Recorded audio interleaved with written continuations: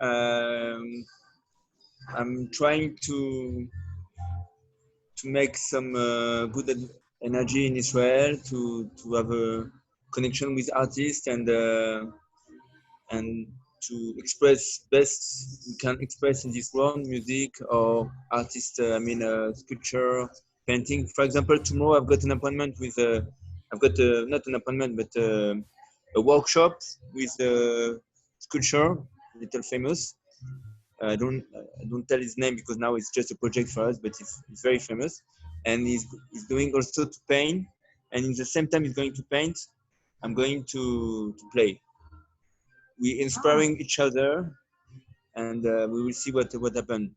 So for the contact is good as well. For the money, I think it's the same for everybody today. The money is not the good medium to say that it's a good time for money, but I don't want to tell too much. I want to say that God knows only what will be the parnasa of each of us. Yaakov, I have two questions. First, are you French? And secondly, are you, where is the first station that you're talking about?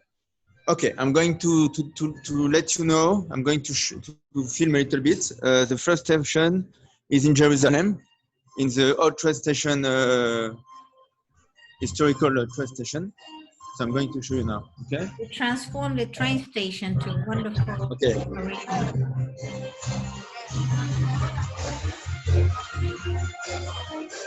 Wow. You see the railroad tracks, Laura? That was an old, from the British time. Is it in the old city? No, it's near the Scottish Church, German colony, and Yamin Moshe. Oh wow, they have a festival. That's nice. Looks like they're dancing.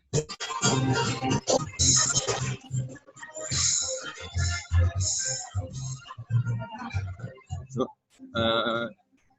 okay, now I come back. Do you hear? Yeah, we hear you.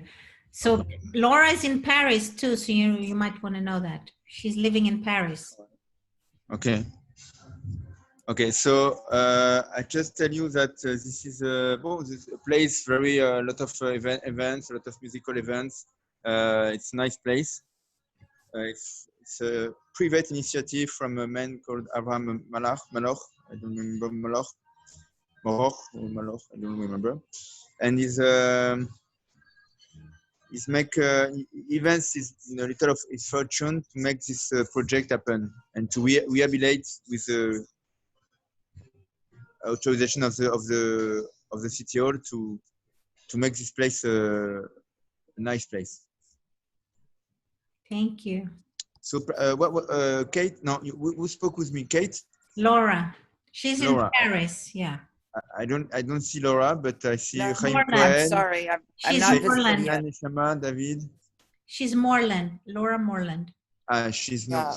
Okay. Okay, I see. Okay. Which means nice to meet you. I don't see everybody, but okay. Nice to meet you, everybody. So you'll play us something, and then I'm going to do the guided meditation. I'm going to have Rabbi David and Yona share. Do you hear me well? Yes. Okay, I will try to start with a little fragile, because I think we are fragile, but it's nice song to read, and also something more French.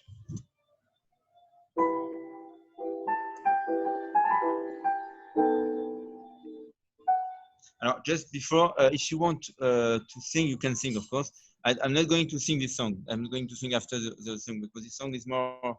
I can sing also this song. I will try to sing, okay? But just don't. Well, I'm going to do it, okay? But I'm going to play it. I think.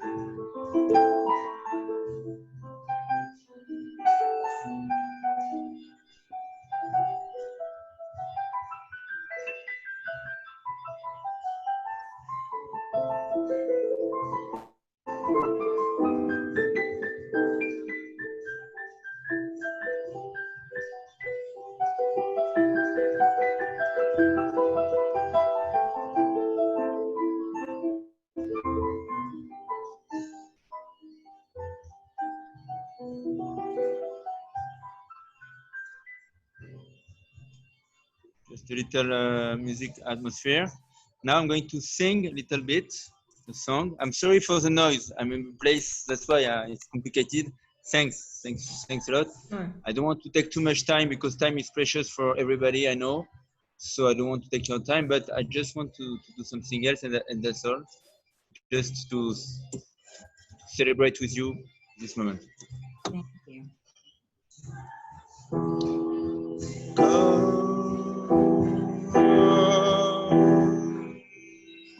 Is it in Hebrew or English?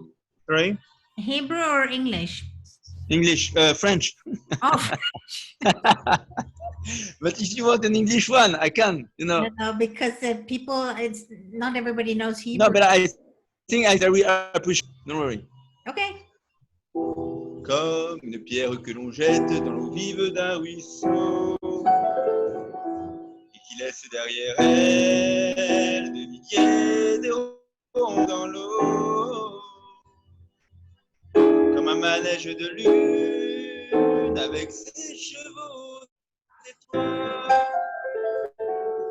Comme un anneau de Saturne, un ballon de carnaval. Comme le chemin de ronde que font sans cesse les heures. Je voyage autour du monde, d'un tournesol dans sa fleur. Tu fais tourner de ton nom tous les moulins de mon cœur.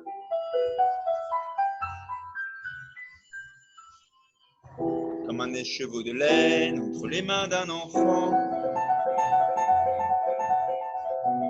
Les mots d'une rengaine pris dans les harpes du vent. Comme un tourbillon de neige, comme un vol de goéland. Sur des forêts de Norvège, sous des moutons d'océan. Comme le chemin de ronde que font sans cesse les heures.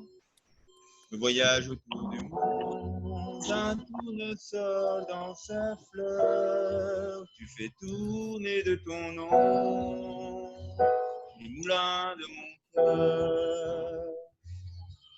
Ces jours-là, près de la source, Dieu sait ce que tu m'as dit. Mais l'été finit sa course, l'oiseau tomba de son nid. Et voilà que sur le sable, nos pas s'effacent déjà. Et je suis seul à la table qui résonne sous mes doigts. Comme un tambourin qui pleure sous les gouttes de la pluie, comme les chansons qui meurent aussitôt qu'on les oublie. Et les feuilles de l'automne rencontrent des ciels moins bleus, et ton absence leur donne la couleur de tes cheveux.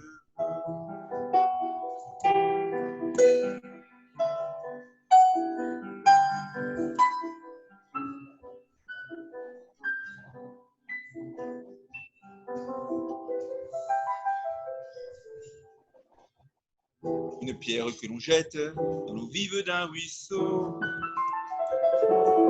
et qui laisse derrière elle des milliers de ronds dans l'eau. Au vent des quatre saisons, tu fais tourner de ton nom les moulins de mon cœur.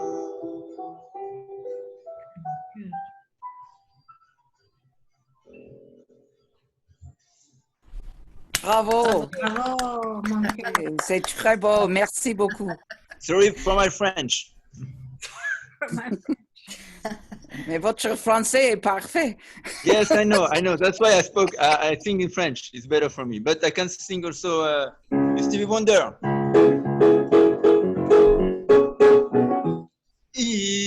Are you so lovely?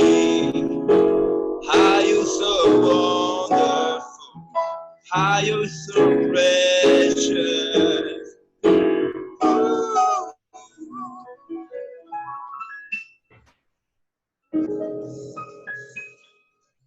Thank you, Jacob. Yes. Wonderful. Okay. So nice to have this prelude before. Okay, I have. I'm sorry, there is a lot of noise also here. It's so difficult. So.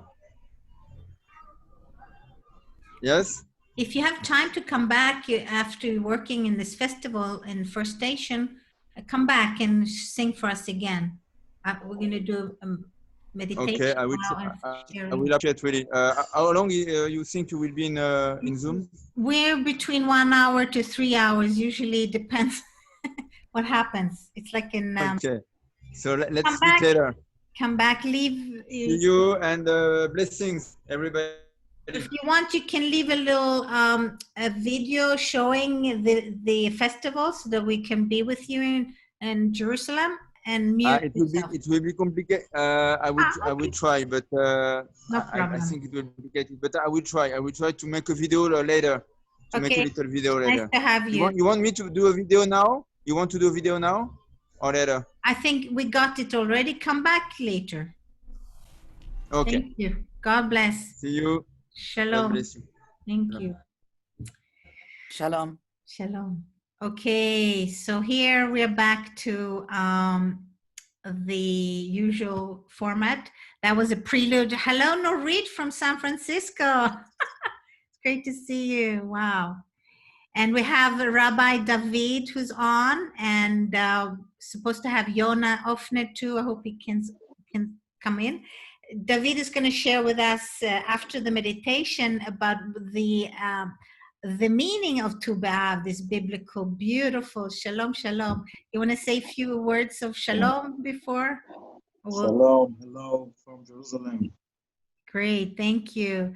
So we will start with our meditation now, and then I'm going to do a little exercise, and then Rav David will share about the biblical love day today. And I want to invite us to really take the moment now to bring this love to where we are. We have Shayna in Hawaii, we have Norit in San Francisco, Laura in Paris, Chaim in Tzfat, David in Jerusalem, Kat in United Kingdom. And it's really a powerful feast of love. So thank you for being here with me and with all of us. And I'm in Sweden, by the way, if nobody knew. It's still very light outside, and I'm going to go outside and look in the fields if there's any beautiful brides with white gowns running around, like in Tu B'Av in the biblical times. All right, so we usually have a little guided meditation. Is everybody ready for its little journey? Any questions? New ones? Want to ask anything before? Yeah? Okay, everybody ready? So why don't you sit straight with your back on your sofa, on your chair, and just relax into where you're at. And I will do a heart conscious meditation. And then at the end, we will also do a little bit of a clapping. My mother, before she passed away, she did a lot of clapping. And Rabbi Nachman talks a lot about it, that when you do that, you clear your own energy, and it's a tikkun for the world as well. And the full moon is in Aquarius, and Aquarius is very much a sign of healing and consciousness about the world. So, and after the sharings, we will have people also speak, whatever needs to come forth. Somebody is a little bit, I'm going to unmute you all, if that's okay. Okay, just a minute. All right. Okay. Can you hear me?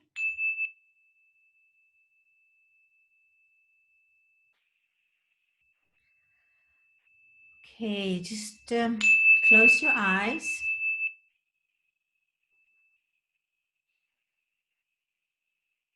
Just take time to be with yourself and with everybody here in the Zoom.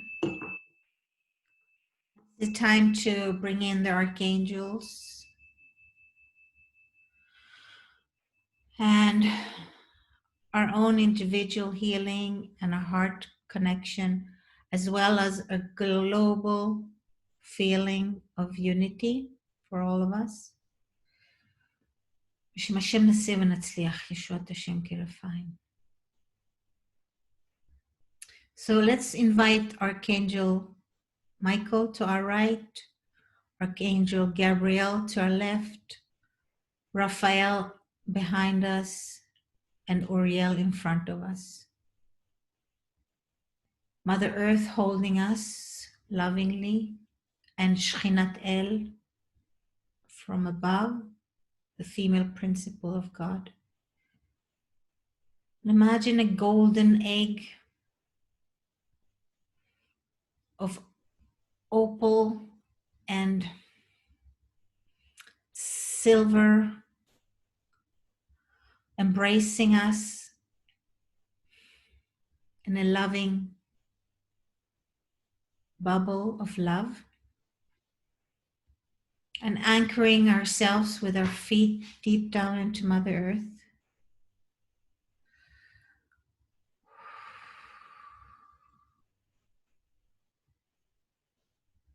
Feeling above us our connection to our higher self, our divine inspiration, connection to Hashem, to God, to divine creator. And allowing this love and light come down, trickling into our being like a waterfall of deep trust and love into whole body.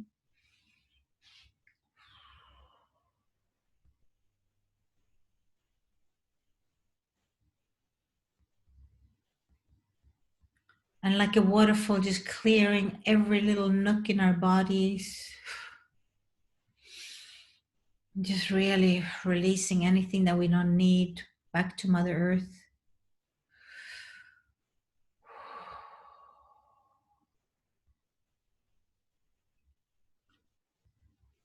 And all the people we're connected with are also healed at this moment.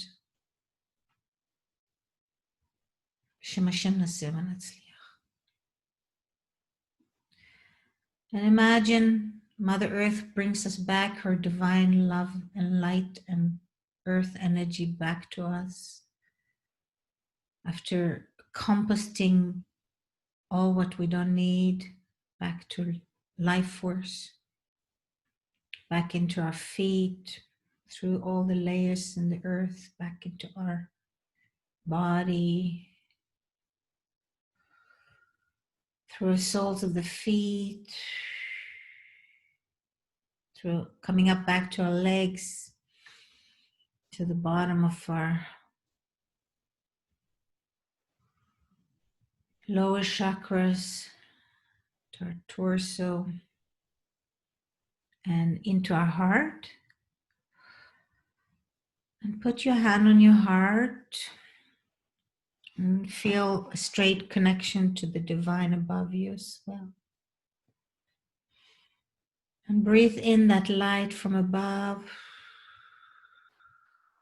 into your heart. And just really embrace the beauty that you are, the beauty that you are, that we are, the miracles we are.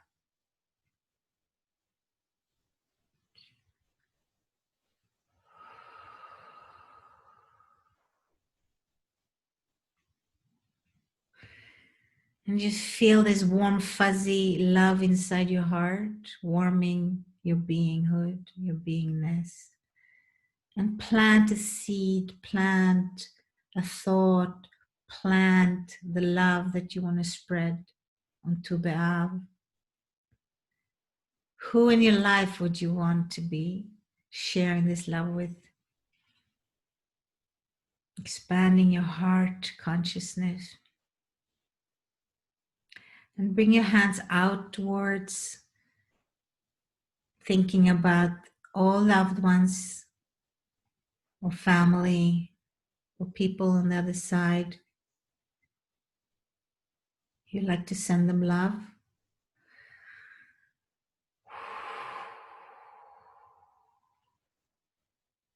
Just really, really send it out deep to space, or just nearby to a neighbor.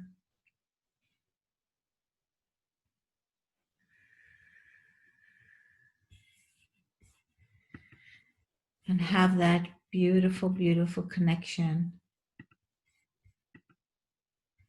to yourself and to loved ones.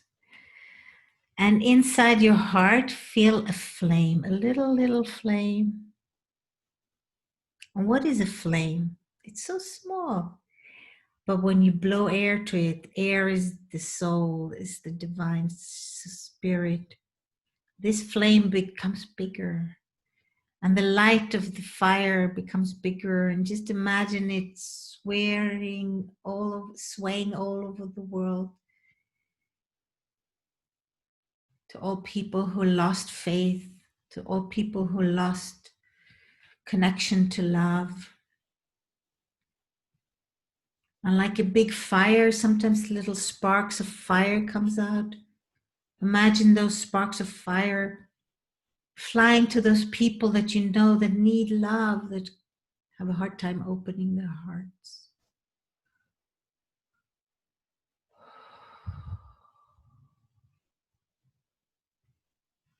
And spread that beauty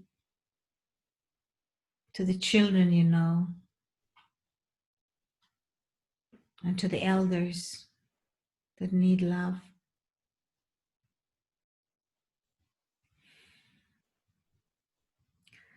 And to Mother Earth and her seeds, and to all the animals, all the countries, and all the people who are now sick with the corona.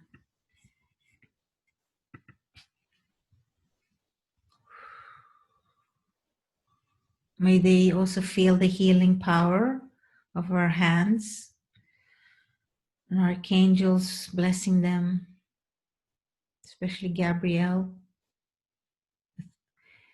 emerald color of healing.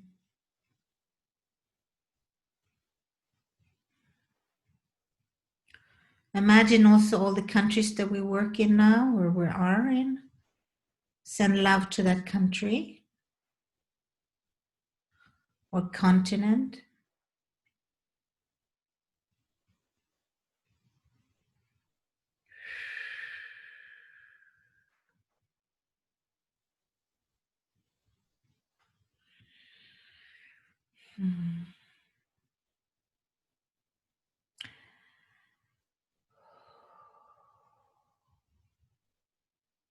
And slowly come back to your heart and then bring that energy up to your throat chakra. And let that bloom of the tree that we can plant, imagine a tree, but with the branches also come out through our crown chakra, reaching out to blossom new ideas, new fruits to bear. And these branches, we're holding hands all over the world together to make a beautiful forest of love with birds and butterflies and the bounty of Mother Earth.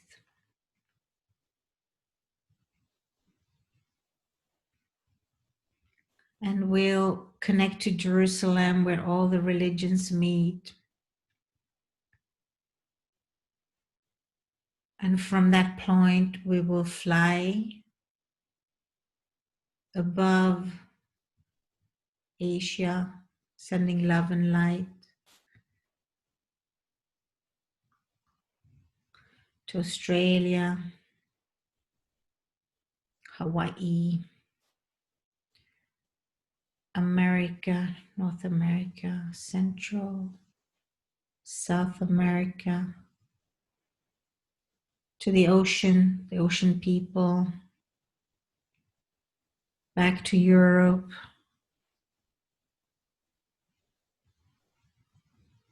Africa, and Middle East needs a lot of love and a dismantling of the trauma vortex and more feminine energies. And coming back to Jerusalem, Yerushalayim. Let's hold hands before we complete. And giving thanks to our Creator for having created us, basically. And as we hold hands, we feel our hearts. Tubav is about the heart consciousness. Thank you for the friendship and love.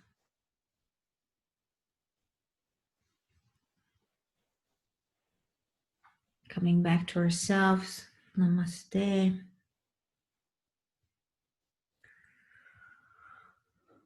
Oh, breathing into your body and feeling yourself on your chair, on your sofa.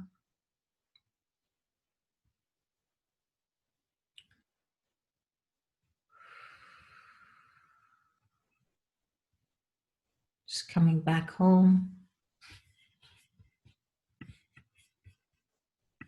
Coming inside your body, feeling yourself. Opening your eyes slowly. And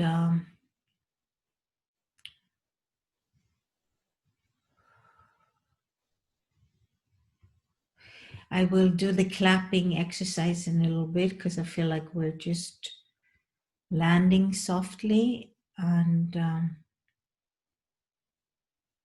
let's breathe into this last breath of coming back to this 3D, but not the last breath. Our breath for this exercise. Thank you. And if anybody wants to share anything that came up, we can do that now.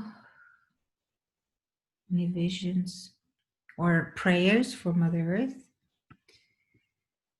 and for also how to become more holy and sweet brothers and sisters to each other. So I'll unmute us. Unmute us.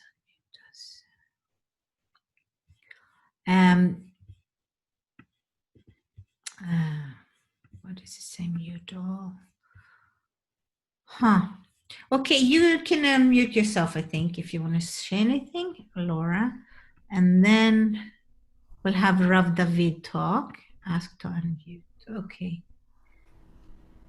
Did you want to speak, Laura? No.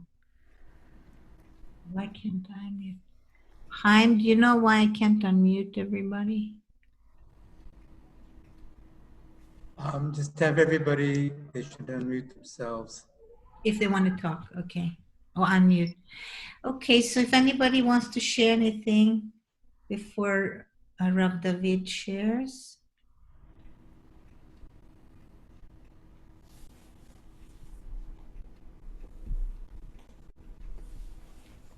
Thank you, Ava. That was lovely.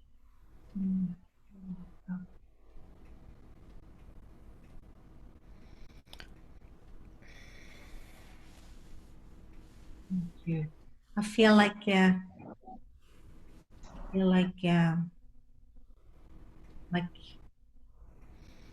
can't explain it. Like an energy that just subtle settling in.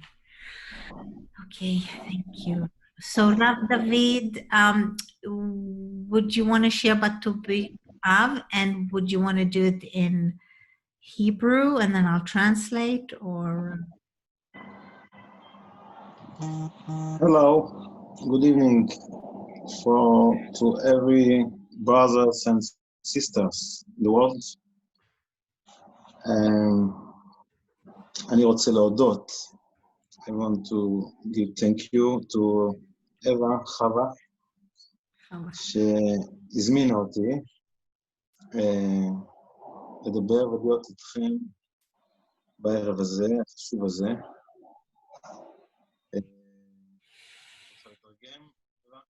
Yeah, so Rav David says thank you for being invited, and he calls me Chava because I have to remember I'm also Chava, I'm not just Eva. And yes, you can share maybe 1 or 2 minutes and I'll translate because otherwise I'll forget. אז כן, תגיד כמה שתיים, ואז אני אתרגם. בסדר. אז באמת, קודם כל תודה רבה לבחור שניגן מקודם. לא ידעתי שאפשר גם לנגן. אם הייתי יודע שאפשר לנגן, אולי אני הייתי גם מנגן איזה שיר. אוי, אז אתה יכול. זה גם יכול להיות, רעיון טוב, ט"ו באב. אולי, אם רוצים, אין בעיה. יש לי גיטרה פה. אוקיי. אני מנגן עם הגיטרה הרבה. אם רוצים, אפשר. Please. Okay. And your last name, David, is? My last name? David? Brightcock. Brightcock. And so, please share what about to be Shvat, and then we will hear a song from you too. רגע, אותי תשאלי בעברית. Okay. אז תסביר את 6 פעמים את הפרינציפים האלו שלמדת לי קודם. Rav David will talk about the 6 principles of why Tu B'Shvat was important in times of the Bible. Yeah. אני אגיד את זה אולי לפני כן. Tu באב זה בעצם באמצע החודש, של חודש אב, והוא מגיע שבוע בערך אחרי 9 באב. ו9 באב זה היום הכי עצוב שיש לנו בשנה, וט"ו באב כתוב בגמרא שזה היום הכי שמח שיש. Okay, so 9th of Av is the month of this month in the Hebrew calendar, and the 9th of Av is one of the saddest days in the Jewish history because the sacred temple was destroyed twice and other sad events happened too in the Holocaust and many times, other events. And then Tu B'Av is one of the happiest holidays in the Bible. And it happened... אם אנחנו מסתכלים, מה הופך יום שהוא יהיה יום הכי עצוב, או מה הופך יום שהוא יהיה יום הכי שמח, אנחנו יכולים לראות שזה רק דבר אחד. רק דבר אחד. האם יש לנו בינינו לבין עצמנו שנאה, או שיש בינינו לבין עצמנו אהבה. זה מה שמשנה את כל התמונה. זה מעניין. So the whole point of why we're having such sad days sometimes, or because of destruction that happens, is because we're not united as a people and as a global consciousness. The more we're in peace, then we have less travesties that happen to us in life. ואתם יודעים, החכמים שלנו היו יכולים לכאורה, אם היינו מסתכלים רק על המושג של הלכה, היינו אומרים שהיום הכי שמח שיש בשנה, זה היום שבו עושים הכי הרבה מצוות. או היום שיש הכי הרבה הלכות לעשות. אבל אנחנו רואים שלא. אנחנו רואים שהקובע מה זה יום שמח, זה לא יום שאנחנו עושים בו יותר ויותר ויותר מצוות, או לומדים יותר תורה, או עושים לא. זה היום שבו אנחנו מנסים לפחות לייצר הסתכלות אחרת שיש באהבה. Okay, so it's not only to do good deeds and good mitzvot and to keep the halakha or religious practices. It's also expanding our heart consciousness and being kind to each other and revere one another. That's also very important.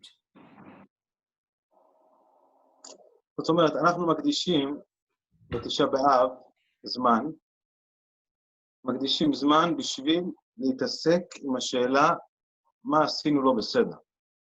ואנחנו בוכים באותו יום על כל הטעויות שעשינו.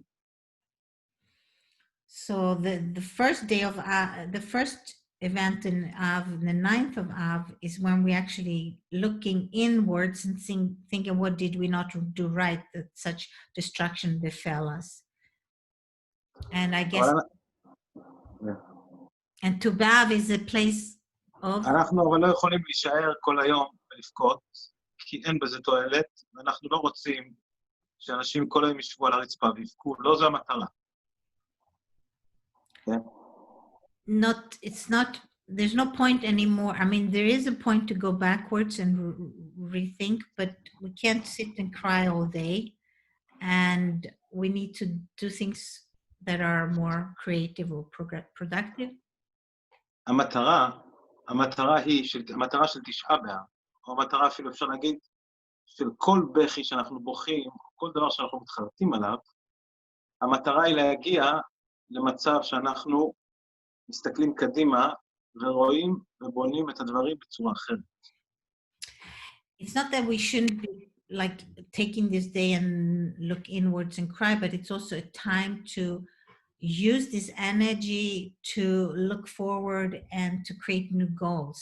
So that it's like when you bless the challah, you take salt, because you remember the past, but the challah is tasty. So it's like both the past and the future. נכון, זה קצת כמו העבר לקחת משהו כמו המלח והחלב, זה כמו שתי העולמות, כן? המטרה של הבכי, או המטרה של הצער, זה לא בשביל שאנחנו נהיה אנשים ממורמרים ומדוכאים ועצובים, לא. המטרה היא שאנחנו מתוך ההבנה שמה עשינו לא נכון, נעשה גם זמן לבדוק איך אנחנו עושים את הדברים בצורה שהיא כן נכונה. נכון. את מבינה מה אני אומר? כן, זה מה שאמרתי להם. התשעה באב הוא הכנה בעצם לט"ו באב. בגלל שהתשעה באב רק מעורר אותנו מה לא בסדר, אבל בסוף, מה שאנחנו כן צריכים זה להבין מה כן. אדם שרגיל כל הזמן לשנוא אנשים, אתה תגיד לו שזה לא בסדר. אז הוא יגיד, אוקיי, לא בסדר, אבל מה כן? אני לא יודע איך מדברים עם בן אדם בלי לשנות. אני לא יודע. אז בשביל זה צריך לעצור, ולהגיד לו, אוקיי, חבר, אתה רוצה, בוא תעצור, בוא אני אלמד אותך יום אחד לפחות בשנה, שזה ט"ו באב, איך מסתכלים על אנשים, לא בצורה ששונאים אותם, בצורה שאוהבים אותם. הוא לא מכיר, צריך ללמד אותם. כן. גם אותנו. וזה החשיבות של ט"ו באב מצד העניין הזה. Okay, so the Tisha B'Av is like the morning of the destruction of the temple is a preparation for the joy of Tu B'Av, where we actually can rejoice and dance again and come out in the fields and create a future, and also learn to not hate each other and to learn how to move forward. What I'm understanding he's saying is that the actual purpose of Tisha B'Av is to make that switch. It's not the only... So we don't just sit in our crying. מה היא שואלת? תרגמי לי. אחד הסיבות של תשעה באב זה ט"ו באב, אבל זה לא רק היחידי. It's not the only one, right? But one of them, Shayna. Is that what you're asking, Shayna? I was just clarifying that it seems to me that he's connecting the two, that the actual, the Tu B'Shvat is then moving into the Tu B'Av and shifting from that perspective of looking at the things that are not good in you and moving towards doing something about it, if I understood correctly. It's the Tisha B'Av that's moving into Tu B'Av, not the other way around. Yeah. מה השאלה? מה? שיינה שואלת... לא בדיוק שאלה, אבל רציתי להבין אם הבנתי נכון. אוקיי. So to clarify, the 9th of Av is in a way preparation for Tu B'Av, right? זה הכנה לט"ו באב, כן? עכשיו, ט"ו באב זה יום שכתוב עליו, אנחנו דיברנו על 6 דברים, אנחנו נגיד אותם. בעצם כל הדברים שכתובים על ט"ו באב, זה דברים שהמכנה המשותף שלהם, זה דברים שמייצגים לפחות הסתכלות, שהיא הסתכלות הפוכה מההסתכלות של הפרדה. זאת אומרת, ניקח דוגמה, אחד הדברים שקרו בט"ו באב, שהותרו השבטים. השבטים הותרו להתחתן אחד עם השני. ככה הגמרא אומרת. לפני כן, היה אסור להתחתן. זאת אומרת, כל שבט היה לעצמו. שבט ראובן היה ראובן, שמעון, שמעון, לוי, לוי, יהודה, יששכר, זבולון. עכשיו, מה שקרה זה שבעצם היה חסר חיבור בין השבטים. וזה קרה, יכול להיות, אני לא יודע למה, לא כתוב למה. יכול להיות שזה קרה גם בגלל שכל שבט אמר, אני הכי גדול. אני לא רוצה, אני שבט לוי, כן? אני כהן. מה אני אקח לי מאיזה שבט, אני יודע, משבט אשר, משבט... הם פשוטים, הם לא מתאימים. אז מה תחכו? הבת שלי רוצה, אני רוצה מישהו בשבילה מקובל. וככה בתוך השבטים, בתוך עם ישראל, היה כל הזמן עניינים. אבל ט"ו באב, למשל מהבחינה הזו, יש 6 כאלה, יותר אחד. הוא מדבר על זה שפתאום אנשים בתוך העם שלנו התחילו להסתכל על הדברים ולהגיד, רגע, הוא אח שלי בעצם. אז תן לי להסביר. את צריכה לתרגם מאוד. So he's saying that the disconnection that was between the 12 tribes was a problem because everybody thought I'm just here in my own space and not connecting together. And Tu B'Av is the first time there was a celebration that you could intermarriage in between tribes. The tribe Benjamin could marry Reuven and Shimon could marry another tribe. So it actually opened up a unity. So maybe that's what we can learn now too in these crises. I'm just adding that myself, that we don't need to be separate countries. We all have the same enemy now, and let's connect together. Okay, so what's the other few? מה היה עוד דברים ללמוד מט"ו באב? כן, אז רגע, אני לוקח את זה דוגמה. I take this example. אני אומר, הסיבה ששבטים לא מתחתנים אחד עם השני, זה בגלל שההסתכלות של כל שבט אחד על השני, זה הסתכלות של מי יותר חזק, מי יותר גדול, מי יותר חשוב. כן, הבנתי, אבל זה לא ניכנס לזה, זה... כן. עכשיו, הנקודה הזו, שאנחנו רואים אותה בנקודה של ההתחתנות בין השבטים, כן. רואים אותה גם בעוד נקודות שחז"ל מביאים על ט"ו באב. ניקח עוד דוגמה.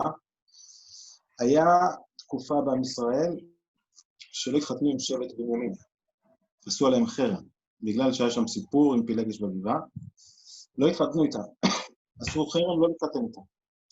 ובט"ו באב החרם הזה התבטל שנה אחת.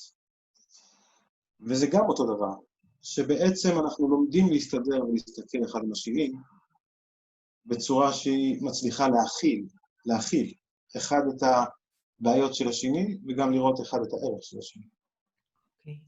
So this whole Tu B'Av celebration, it made us more tolerant to each other with the different tribes, that we could understand each other's problems and also not see ourselves as separate and intermarriage. And that became more of a unity and peace. כן, זה אותו נקודה, נכון? כן, בערך אותו נקודה. ויש עוד נקודה שכתוב במדרש, שבט"ו באב הפסיקו לכרות עצים בשביל העצים של המזבח. אז יש כמה הסברים מה משמח בזה בעצם. יש הסבר שאומר שבגלל שאלה שעסקו בלחתור את העצים, היה להם עכשיו זמן פנוי ללמוד תורה, לכן זה חשוב, לכן זה משמח. אבל יכול להיות שיש פה עוד הסבר, אבל קודם תרגמי להם את העניין הזה. מה זה לחרות עצים? לחתוך עצים. אז שזה לא... חיים, אתה יותר טוב מבין להסביר? אני אגיד לך, במזבח, בשביל להדליק את האש לקורבנות, היה צריך עצים. העצים, היה צריך לכרות אותם מהיער. לקורבן, כן, הבנתי. כן, להוריד את העצים מהיער, להביא אותם למזבח, ועם זה היו מדליקים את האש. אז בט"ו באב הפסיקו לכרות את העצים. כי היה מספיק עצים, הפסיקו להביא אותם למזבח. אוקיי. אז זה אחד הדברים שמשמחים, אבל לא מובן מה משמח בזה, למשל. אוקיי. אז אני רוצה להסביר, אז תסביר להם קודם מה זה. ליד שלנו. So what Rav David is saying that when the Tu B'Av celebration began, they also stopped doing the cutting of the wood that was used for the offering at the temple. And in a way, we're not sure what good wood it was, but one good part of it was that people would start Torah more and not be busy working. ככה הבנתי נכון? שמה, מה אמרת? אני הסברתי מה שאמרת, שפחות לומדים, יכלו ללמוד תורה יותר. זה הסבר אחד, אני רוצה להגיד עוד הסבר אחד. כן. שבעצם העניין הזה... רק רגע, בבקשה. אווה, את רוצה שאני אעזור לך? את יכולה לתרגם יותר טוב, כן. אני לא, I'm not the best, yes. בסוף עוד נגלה שכולם פה יודעים עברית. No, Laura and Kat don't know Hebrew. Laura and Kat and Shayna knows pretty well. Okay. Kat and Laura don't know Hebrew. Okay. אז בואו נסכם מי תרגם, בסדר. אז אני אגיד גם דברים יותר קצרים, כי זה קצת יותר קשה להגיד בתרגום. ולעניין, כן. בעצם, כשאנחנו הקרבנו בבית המקדש קורבנות על המזבח, היינו צריכים אש. בשביל להדליק אש, היינו צריכים... I'll do it sentence by... אני אעשה את זה משפט. When we sacrificed in the temple, we needed fire. בשביל אש היינו צריכים עצים, ובשביל העצים היינו צריכים לכרות אותם מהיער. We needed wood for that, and for this we had to cut the trees from the forest. ואנחנו עושים יום של שמחה ביום שהפסקנו לכרות עצים בשביל המערכה, בשביל המזבח של בית המקדש. למה? So we celebrate the day that we don't have to cut the trees, and the question is why. ויש פה מסר עמוק. אני אמרתי את זה לחבר שלי שהוא שמן גדול בדרום אמריקה, והם מאוד מחוברים ליער, לעצים, והייתי אצלו בקולומביה, ואמרתי לו את זה, תקשיבו גם, אני אגיד לכם גם.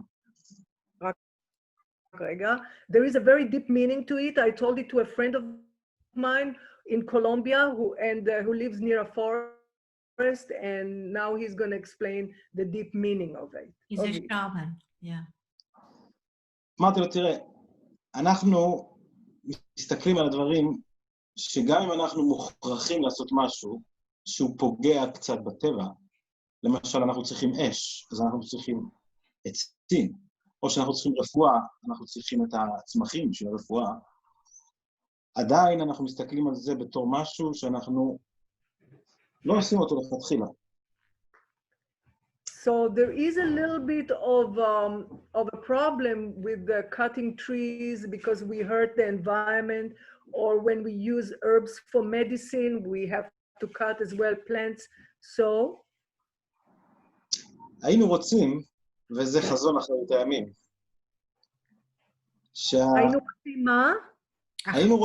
היינו רוצים, וזה החזון שלנו, שאנחנו נוכל להתנהל בלי שנצטרך לשרוף כל כך הרבה עצים בשביל הפולחן שלנו. We would have liked not to burn so many trees for our sacrifice, for our ceremonies. היינו רוצים שתהיה לנו אפשרות לקבל רפואה מהטבע בלי לפגוע בשום עץ ובלי להזיק לשום חיים של שום דבר. נכון. Basically, we don't want to hurt any other living being. ושאתה מסתכל במבט של ט"ו באב, שזה אומר שאתה מסתכל עם מבט שפותח לך אפשרות להסתכל עם אהבה על הסביבה שלך. So in Tu B'Av, because it's a love, there is love about it, so we look at things with love, even to our environment. אז אתה יכול להתמלא שמחה, גם מזה שהפסקת לכרות עצים היום, אפילו בשביל העבודה הכי חשובה בעולם. So we can feel a joy from not cutting trees, even if it's for a very important task. אז ככה אמרתי לו, לחבר שלי בדרום אמריקה, אמרתי לו שאנחנו מסתכלים על הדברים בצורה שהיא, אם זה הכרחי אנחנו עושים, אבל אנחנו משתדלים בהסתכלות האמיתית שלנו, במבט של האהבה שלנו, קודם כל לפגוע כמה שפחות, וגם שזה יבוא מתוך מקום שיש בו הרמוניה, ולא להיות רק לוקחים. So the idea is that we're going to look at it from a place of love and a place of care. יופי. זהו? אז זה פירוש אחד, יש לי הרבה פירושים, אבל נראה לי שאנחנו מעריכים יותר מדי. אז אולי תשאיר שיר בסוף, תודה. אני יכול לשיר שיר, אני לא אכפת לי, אני אפילו שמח.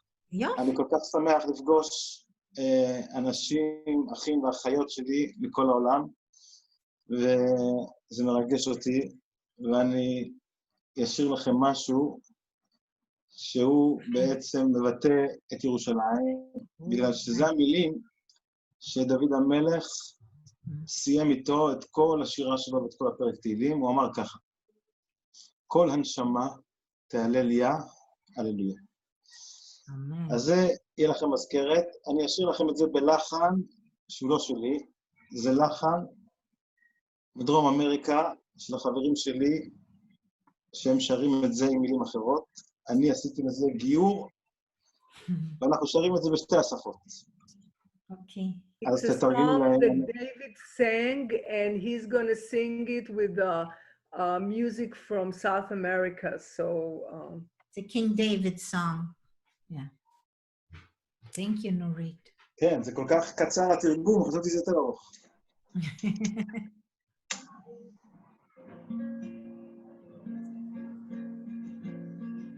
נשאיר בספרדית או בעברית? ביחד, לא, בסדר. שניהם.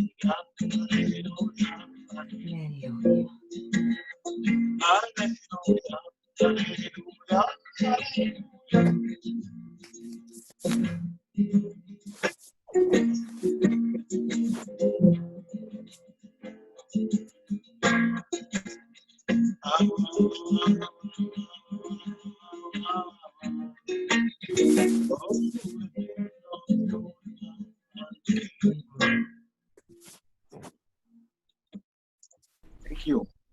Thank you. תודה לכם. Bravo. Thank you. תודה.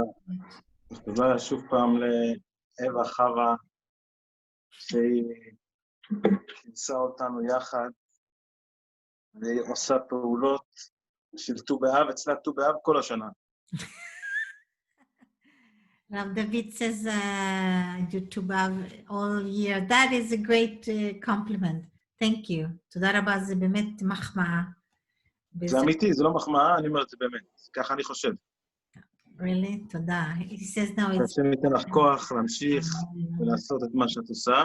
אמן, אמן. וייתן לנו כוח כל אחד בפעילות שהוא עושה ובתחומים שהוא עושה. Amen. It says we need all strength and power to do all the work. We were supposed to also have two women from New York and Jerusalem sharing what they do. They have big events with women. They're like really, really like gung-ho. Now is Mashiach. Now is the time to bring the divine light. So thank you, Rav David. And if you want to do another song later, בעברית, אני צריך בעברית. אני יודע אנגלית, אבל לא כל כך... אם את רוצה לחכות קצת, נשמח לעוד שיר, רק אם אתה מייקרופון, אתה יכול לשים יותר קרוב. אם אתה נשאר, בשמחה. ותודה, תודה. שמה? אם את רוצה לשיר עוד שיר אחר כך, נשמח לשמוע. רק תשים את המיקרופון יותר קרוב, ששומעים אותך. I'm just saying. יותר טוב, אוקיי. תודה, תודה. עכשיו, I'm now speaking in English. אני הולכת לעשות תרגיל של רבי נחמן, של הידיים ביחד. If everybody could stand up a little bit, it's something that my mother did a few weeks before she passed away. It was very strong. And I started to feel like I should share it. And Rabbi Nachman talks a lot about clapping hands. There's the whole chapter about clapping hands is actually clearing the air and clearing the energy around us, as well as doing a lot of tikkunim on many levels and many, many, many different dimensions. It's very, very powerful work. I don't know why she did it. She didn't speak for a while before she passed away, but she kept clapping her hands. Now, if anybody is clapping their hands a lot, it hurts. She had a lot of energy to do it. But we're going to do a thing that's combining with namaste, because now it's a time of corona. It's a time to greet each other.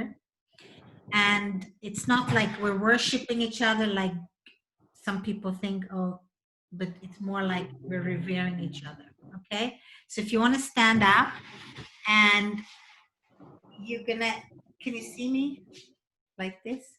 Great. Those who want to stand up can stand up. And you can see me? I have to stand here. Okay. So if you go like this with your hands, and you just let them collapse together like this, and then bring it up. Like you bring them together and up.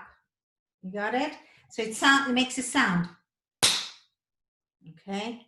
And it's a little bit painful, but you do it and you bring the energy up. And then you put your hands down to your heart chakra. That's what I'm adding. My mother didn't do this. I'm adding this.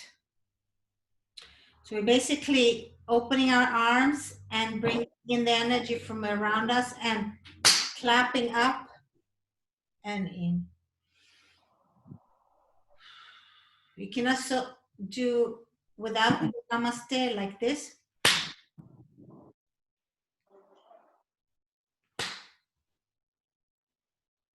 And then you're sort of only clearing the energy.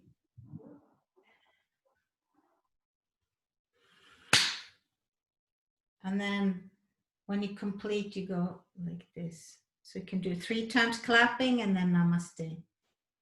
Let's do that together. And then we're doing it for the country and the people we're close to, or for ourselves and ourselves.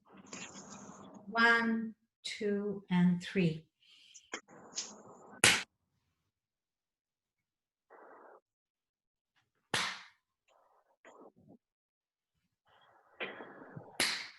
And the 4th one is the man namaste.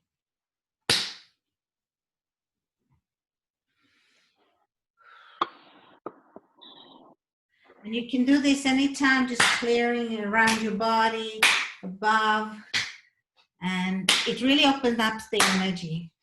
And I wanted to share that with you. And completing with the little poem, and then if anybody wants to share, like Chaim or Norit, or anybody wants to share anything, Kat, if you have a song, Kat, she's our main singer here. Here is a writing I had from the book of Tulip Love. Sorry. Like that. Can you see it? And it talks about the heart consciousness. That's why I wanted to bring it in today for Tu B'Av. And because of the innocence of the flowers and the work I do about the inner child and the regal self, this one is about how we can naturally be happy on just love. It's called A Child with Tulips in Its Hands. You're now naturally happy and high on life, and you begin to believe in the possibility that there actually are people that are constantly joyous and connected in their hearts for each other and their own self.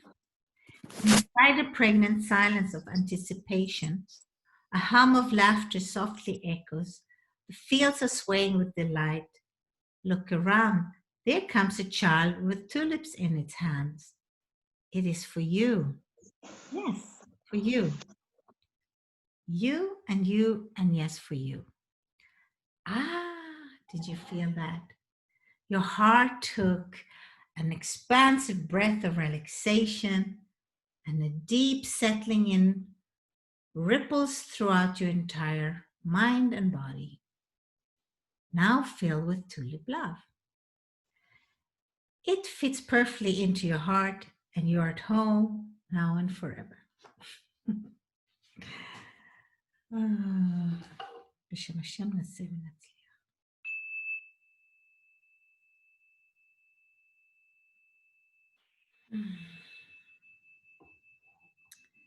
And in this world, innocence is not always so welcome. So I keep trying to knock on the door of people becoming more and more innocent.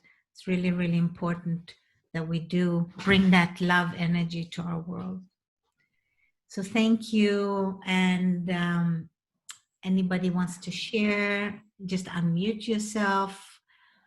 And I'd love to hear your take on what love is for you and Tu B'Av, or any thoughts of heart expansion. Thank you. I can start. Yes. The first thing that comes to my mind when I think about love is about Isabel Allende. She's an author, a famous author, and she had a daughter that was very, very sick. And actually, eventually she died. She passed away. And I heard her on the radio, and she said, "What is it about American people? Everybody wants to be happy, happy. Like happy is the most important thing. I mean, being with a child that is sick is not a happy thing, but it is the right thing to do." And I think the same about love. love is not always happy. It's the analogy for me is like a rose with the thorns. You have sometimes love is painful, and but it's basically, I think in the word in Hebrew, ahava, is such an open ahava. It's everything is open. It's the idea of just being open and let it go through you. And and of course, you first have to love yourself. That's a very good start, and then you love everything that you can. Some things are harder to love, but I always, if I have like trouble with people that is hard for me to love, I always imagine them as babies.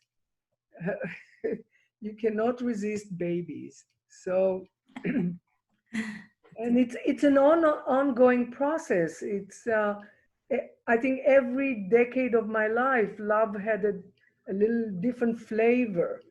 So now for me is a constant reminder to go to that energy and to get over my ego and stay open.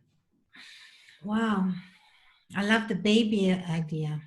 I should take that. It's beautiful. I really like the ahava analogy there. That really feels good to me, because people talk a lot, and especially, I live on Maui and it's very new agey, and love, love, love, love, love, like it's just all sweetness and puppies. But it's really, I like that analogy of being open, that it's really being open, which encompasses all the other aspects of love. Thank you. That I'm gonna ponder on that more. Can I add something? Sure. So that openness that Nurit talked about, for me, would be unconditional. So I love people where they're at. I accept them where they're at, no matter what. And I accept everything that exists for where it's at. That would be, for me, love. There's no judgment. There's no conditions. You have to be like this, be like that, and then I'll love you. But that's not I don't think that's easy to do that. And I think it starts with myself. I feel that way about myself, then I no longer have to be in my ego because I am safe. And the ego is about being safe, as far as I understand it. So if I am safe, then I don't have to gather around me anything that makes me feel safe, which I then take from other people. I don't need to take anything from anybody if I am safe. And they can't give that to me as far as I can see. So that's quite big, Nurit mentioned the ego, and I think it's very relevant that people who are walking about being angry, upset, whatever they are like little children, but stamping their feet. They're acting out maybe as a 3-year-old, a 5-year-old, a 7-year-old. And so I can see the love that they are, even as they're acting out, and see that that is not who they are, that's just their behavior. And I can still love them because they're all creator consciousness, no matter what. No matter how they're behaving and stamping their feet. So that's what love is for me.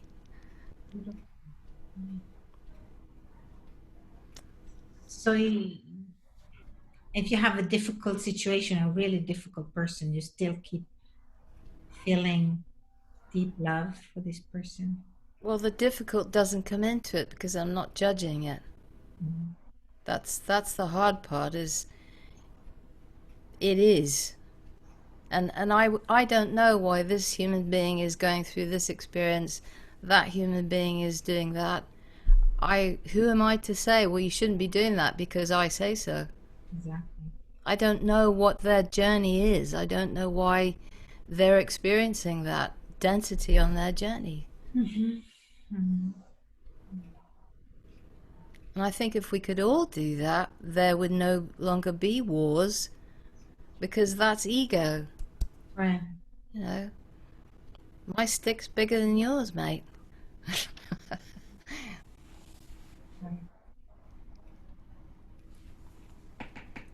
That's what surprises me. There's just so many demonstrations and anger right now, even though I understand it's survival and fear, but it's like, this is not how we can move forward. We have to do this together. Oh, I'm not agreeing with you, Eva. Sometimes you need to move things if things are not moving. You have to. I mean, I'm so proud of the Israelis now. They're trying to get rid of this corrupt leader.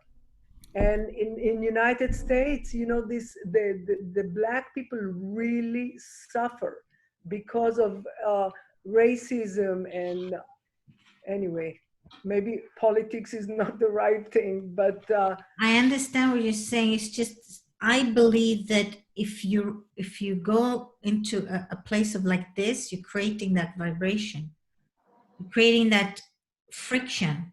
If you're right or left wing, it's just making that energy go more like agitated and angry and upset, and this is not what we need. To just release and trust that we will be provided. Food will happen.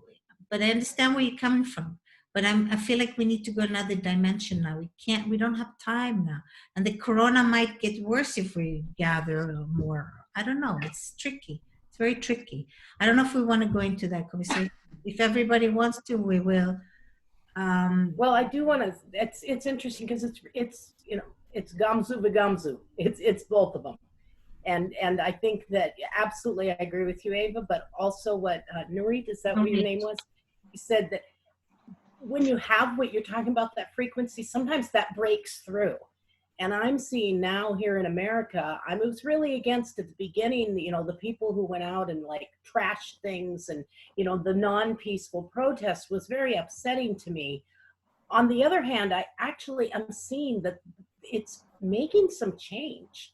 It's in the topic of discussion, and police departments are reacting, many of them in positive ways, some in negative ways. So I think there is a place for the vibration breaking through, but it can't stay there. It's got to move on to the frequency that you're talking about. And I think we are at the point now, both, you know, with the coronavirus and all that, it does need to break through, because I do see a lot of contention. I mean, here on Maui, there's so much contention between people just on the mask and not mask issue. And it's like, come on, people. It's interesting. Why is there so much? There's a lot of anger. Right. And so we do need to use that. I think it's kind of like the Rav was saying with Tu B'Shvat and Tu B'Av, in that you take the one as a catalyst for the other. And I really liked what he put together with that. It gave more meaning to, not Tu B'Shvat, Tisha B'Av. I don't know why I said Tu B'Shvat, because I'm thinking two. But Tisha B'Av, it gave more meaning to the idea of mourning, because mourning in and of itself, I really don't think there's not a whole lot of validity to it. You know, it's not just there to make us feel bad for a day. But if it has a goal, if it has a purpose, and it's helping break through to that energy that he was talking about, Tu B'Av, then it's more positive. Right. That's true. Rav David, if you're listening, אנחנו מדברים עכשיו על ט"ו באב ותשעה באב. That's very interesting. Maybe that's what's going on now, like this energy in a way is undesirable, but like Nurit, you say, in order to shift, we have to have, so maybe because of this Tisha B'Av, destruction, everything, we will have the Tu B'Av coming up. אני צריך בעברית. אז שיינה מהוואי, היא אמרה שזה טוב מה שאמרת על הט"ו באב וט"ו בשבט. לא, ט"ו בשבט. תשעה באב, ט"ו באב, כי אנחנו עכשיו הרבה במרד, אנשים בכעס בעולם. אז האם אנחנו צריכים את הפריקשן הזה, הכוחות האלו, כדי להזיז את העניינים? ואנחנו מדסקסים, האם זה טוב או לא טוב, אתה מבין? צריך גם וגם. גם וגם. We need both. We need both, huh? I just love peace and love, understanding, and I know sometimes you need, in order for things to dismantle. אבל השאלה אם זה טוב עם מרד וכעס, זה טוב באופן כללי. זאת אומרת שצריך את זה גם כן, כן? I have a question, יש לי שאלה. אולי הרבי יודע. בקבלה מדברים על תיקון. In the Kabbalah, they're talking about fixing. So how in the Kabbalah they think of fixing? איך עושים תיקון בקבלה? מישהו יודע? תראי, אני אגיד לך משהו בעניין הזה. הוא יכול להיות לך לתועלת. בעצם, אם את מקבלת את העובדה שאת רוצה לתקן משהו, אז את צריכה לקבל גם את העובדה שעשית משהו לא בסדר. נכון? עכשיו, האמת היא שאנחנו הרי חיים בתוך ניסוי וטעייה. אף פעם אנחנו לא עושים משהו בזדון, למרות שאנחנו יודעים שהוא פוגע, אלא תמיד זה נעשה מכוונות שהן בדרך כלל לא מספיק בדוקות. Okay, translation. We translate, Eva? Okay, תגיד את זה עוד פעם, משפט. רגע. If there is fixing, it means that something went wrong. אוקיי, יש תיקון, יש משהו שלא בסדר. אז מה היה המשפט הבא? אם יש משהו שהוא לא בסדר, ככה אני מבין את זה. אתה יכול להסתכל על משהו שהוא לא בסדר, רק אם זה משהו שעוזר לך לעשות את זה בצורה יותר טובה. To look at something that doesn't work only if it helps us to fix it. Okay. בשום אופן לא צריך לקבל את האשמה או את הסבל הפנימי כמשהו שיש לו תכלית לכשעצמו. Beating ourselves up is not the target. הסיבה שאנחנו, מותר לנו במרכאות, מותר לנו קצת לבכות או להצטער על משהו, זה רק אם זה משרת חזון שמלמד אותנו איך לעשות את זה נכון. יפה. So being sad or crying is only works for us so we can actually fix it. את יודעת מי המורה הכי טוב לזה? המורה הכי טוב לזה זה התינוק בגיל שנה וחודש, חודשיים.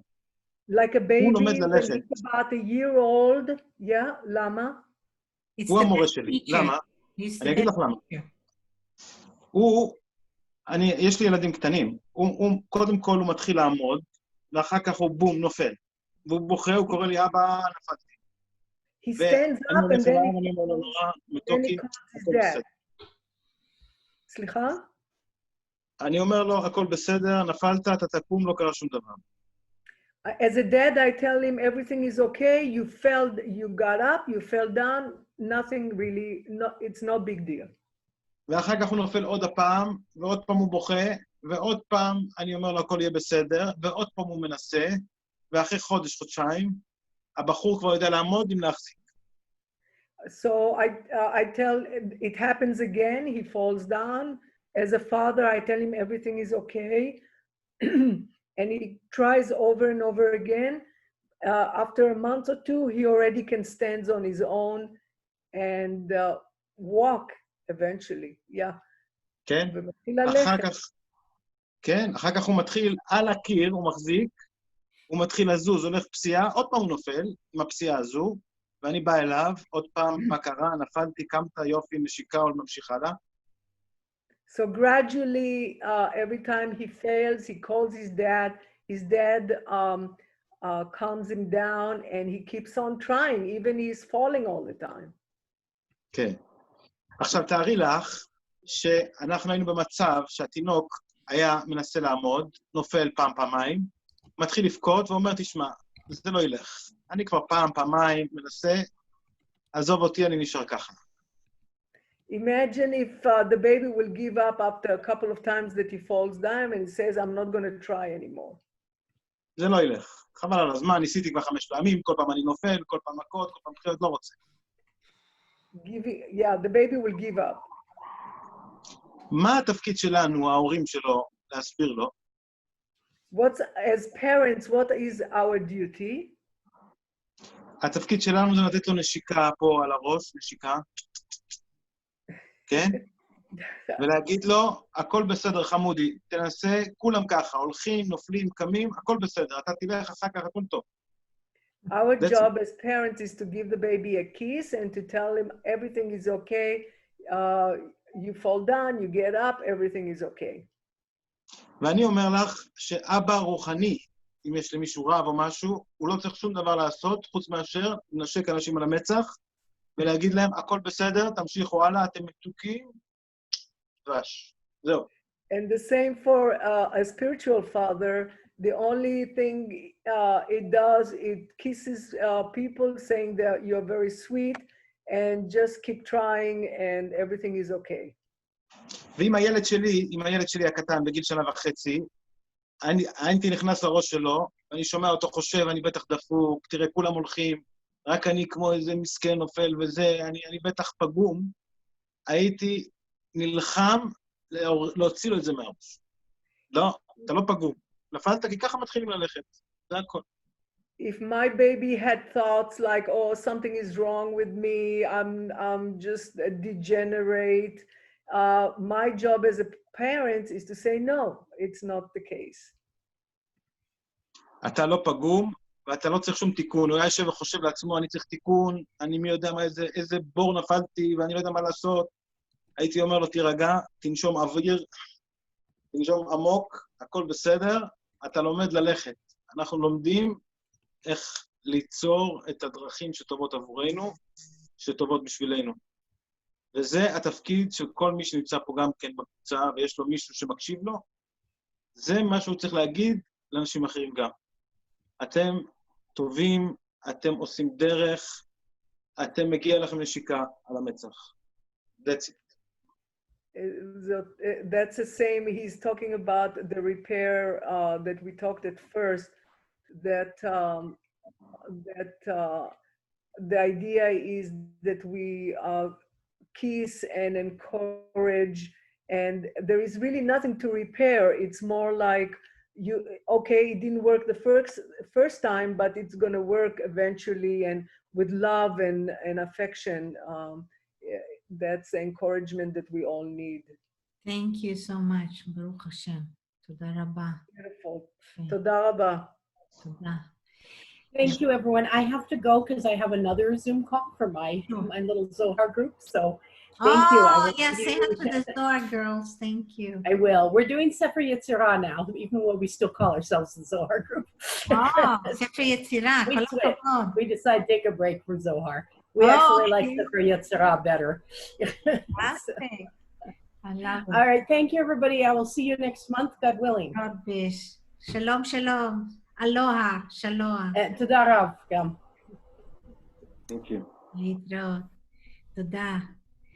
Great. Anybody else wants to share? Thank you, Norit, for the translation. You're more, that's it, sentence by sentence. Baruch Hashem. Chaim, Abir, Laura, any words of wisdom or non-wisdom words? Or Rav David, אתה רוצה לשיר עוד שיר? Or Kat, want to sing a song? Or Eva, do you hear me? Yes, Abir. Shalom, shalom. Shalom, shalom. Hi to everyone. I want to say something about tikkun. Okay. in Kabbalah, it's about the question of Nuri. In Kabbalah, it relates to what we call midot. Midot, it means features, values. That's the meaning. Okay. It's to bad values or good values. A bad value or feature can be jealousy, can be hatred, can be things like that.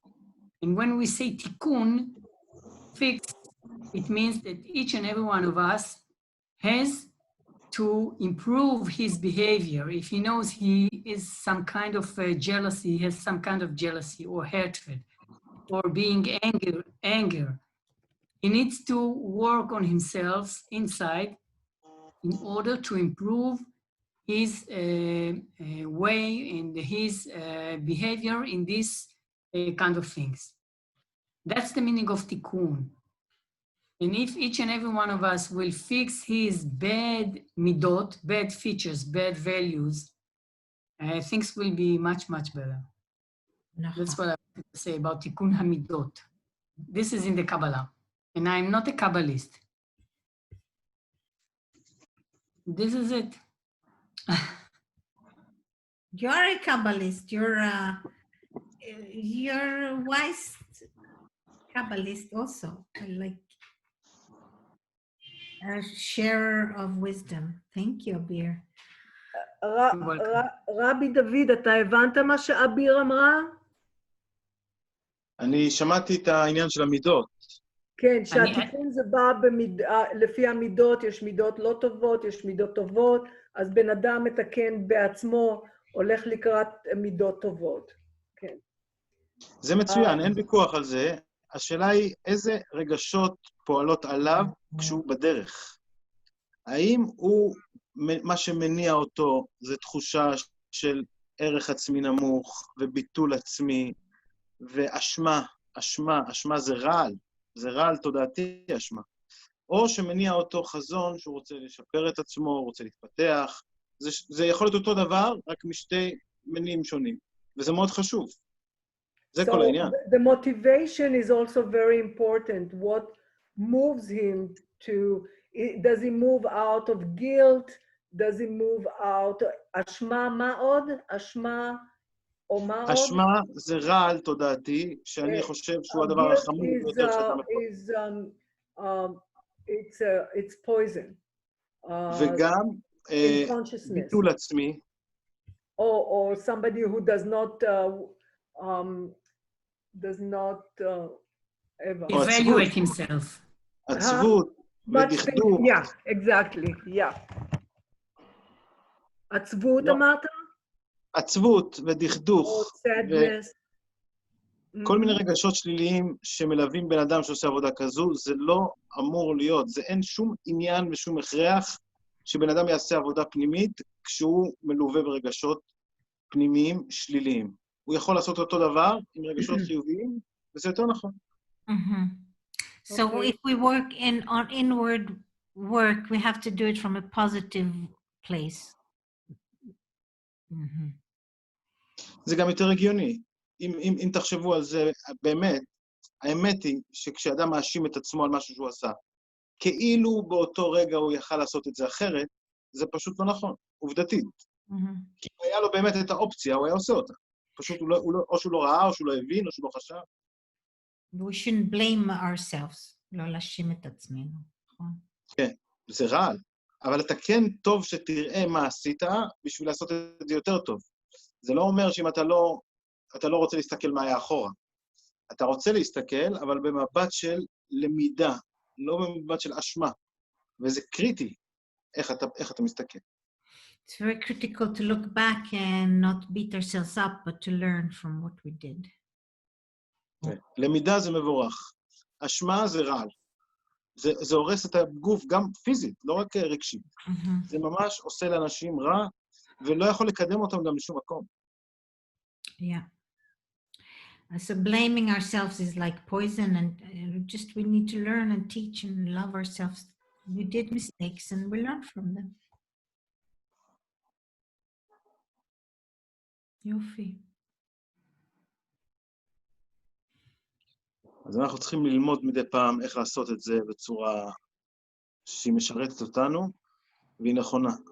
עכשיו, גם אם משתמשים בפרקטיקה שהיא מהקבלה, שהיא מסתכלת על הרעיונות בתור מידות, גם אם משתמשים בפרקטיקה שבאה מהמזרח, שמסתכלת על צ'קרות, גם אם מסתכלים על פרקטיקה שבאה מהשמניזם, שמדברת על הרוח ועל כל מיני עניינים כאלו, או על תרופות, או על מדיסין כזה ואחר, או גם אם מסתכלים במבט של בודהיזם, שמדבר על חלקים של התודעה, או שמדבר על חמלה, תלוי בכל זרם. כל הדברים האלו הם פרקטיקות, שכל אחד יכול לבחור לעצמו מה מתאים לו, אבל הוא צריך לזכור שהמניע שלו לא אמור להיות מניע שמוריד אותו, אלא מניע שמרים אותו. וזה בחירה שלו. וזה לא קל, אבל זה חשוב להקפיד על זה, כי לפעמים אנחנו שומעים דברים וסופחים כל מיני רעיונות כאלה. שצריך להגיד לא, זה לא. Not to do it from a heavy place, yeah. To move on from a place of learning with appreciation for our experiences, more or less. יפה, תודה רבה. Anybody else wants to share anything? A song? Chaim Cohen, Kat, Laura. I think I'll leave my song for next time, if you don't mind. Sure. It's also, if people have been following the news, what's happening now in Beirut, and all the carnage, and so many people are injured and dying. In Lebanon? Lebanon. I think we should all, it's not that far. And the explosion was so loud, you could hear it here, you could hear it in Cyprus. People in Nicosia heard it. Oh my God, really? It's really, really, really major. And those in the know what's happening, but can I explain? Yes. yeah, go ahead. It's not a matter for fighting. Israel is not involved, not at all, in any way. There were explosive places full of arms and bombs. Probably the Hezbollah hid it for a long, long time. And it was mainly based on liquid. Oh. It just got exploded. And this is the reason. Which means it's not involved, attack in any way, so it's good. At least we know that we are not involved in this way. How do you know? It's I see in the news. I see, I see. Who's speaking? Communication. Who is speaking? Abir from Tel Aviv. Who? Abir from Tel Aviv. Okay, I You're don't a woman, know right? about responsible. If not, the bottom line is that human beings are suffering at this point. We're not blaming and shaming or ego or judgment. The idea is that right now that people are suffering and people are wounded and people are dying. And I think we should focus our energies now instead of judging who's to blame and who's not to blame. Abir was saying that. I agree. I just explained what happened. I mean, no, that's what I meant to say. Just an explanation. Exactly. You didn't understand. He just explained. Okay. Thank you, Abir. So we should. Chaim, thanks for bringing that up. And that's wild. I've never heard a situation where Cyprus can hear something so far away from Lebanon, an explosion. That is huge. That's humongous. Well, can we pray for these people? Because even though they may be politically in a different place from us, Sure. they're still, as Chaim said, they're human beings and they're suffering there in a country with a long history. Yes, we'll pray. Rav David, אנחנו הולכים להתפלל. אני חייב לצאת כי הבן שלי מחכה לי. בסדר. הוא מחכה לי כבר מ-10:30. תודה רבה. אבל אני כל כך שמח ושמחתי להיות איתכם, ואני אשתתף איתכם בתפילה אחר כך, כי אני חייב ללכת לבן שלי. הוא הבטחתי לו שב10:30 אני אקח אותו והוא מחכה לי. אז אני אגיד להם. תודה אני מצטער רבה. ואני שמח ואני אשמח תמיד להיות איתכם, ואני איתכם תמיד, ומאוד מאוד התרגשתי הערב הזה, ואני שוב מודה לך ומודה לכולם על הערב הזה, תודה רבה. אני אגיד להם. תודה רבה. ברוך השם. תודה רבה. תודה. Happy תבורכו. תודה. to B'Av. So his little kid was asking him to come and play with him or be with him. But he was very happy to be with us. And Laura, you're right. And Chaim, let's pray now for those people in Lebanon. And Yona just came in from Jerusalem. Shalom. So who wants to lead us in this prayer? Chaim? Who wants to lead us in the prayer? We don't really need a leader. Just all. Be silent for a few minutes. Yes.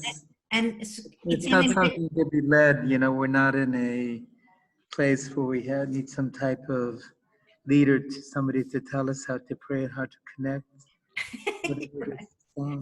But is it in Beirut, and how many people you think are involved? It's in Beirut right now. There's at least 2,500 people that, from what I understand, are seriously injured. Oh my God. Wow. If you've seen some of the pictures, it doesn't look good in the video. Oh my God. I'm reading about it in Google. You have to look at Google. You can just go to, you know, the pictures from Beirut and on Instagram, and people who are sending pictures from the ground zero there. It's oh my God. It just exploded by itself, or was it meant to be? Wow. If you want, I can send you links of pictures if you want. But it's yeah, it's on. I just went to the front page of the New York Times. It's the front. It's the most important story right now on the front page. Videos on CNN, on anywhere you go. It's like there's thousands of videos. They're cropping. You can just see the amount of carnage. It's unbelievable. Well, can you just explain, Chaim? Was it an operation that was meant to be, or there was an accident, an explosion? I'm not here to, you know, say an operation to be. I mean, it's obvious that there's, you know, without getting into the politics, there's, you know, a massive amount of arms that are being transferred from Iran to Lebanon. Sometimes it's just large caravans, I should say, truckloads that look like trains of things that are going from Iran across Syria into Lebanon. Just a massive amount. Saying, if I can jump in, that, quote, explosive materials were stored at the blast site, and the disaster may have started with a fire at a warehouse. There was first a smaller explosion that was followed by a much larger one. I think it's up, you know, if we could all focus on today, and you're talking about the Festival of Love, and Rabbi David was talking, you know, about different aspects of the festival. I think it's the day that we really have to share a lot of compassion, a lot of love, and especially compassion, love to these innocent victims who are dying and who are suffering at this moment as we're talking.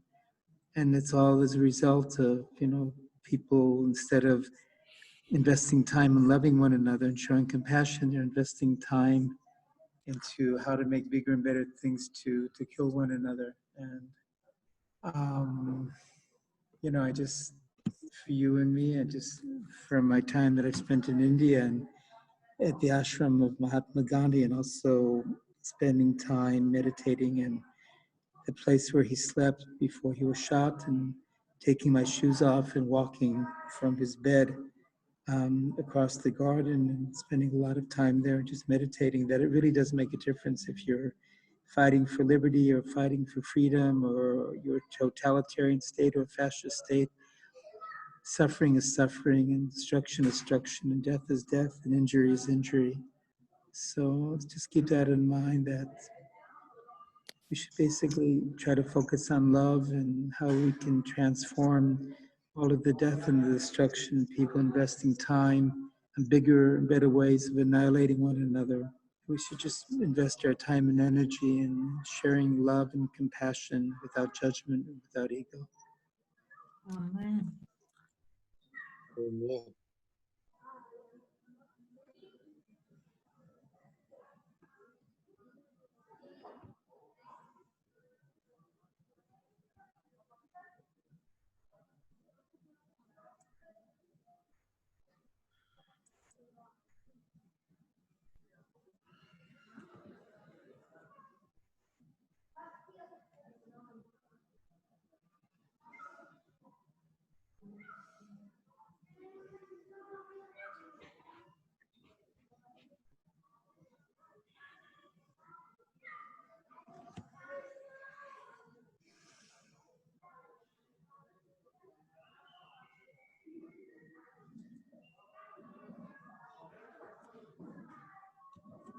Hmm.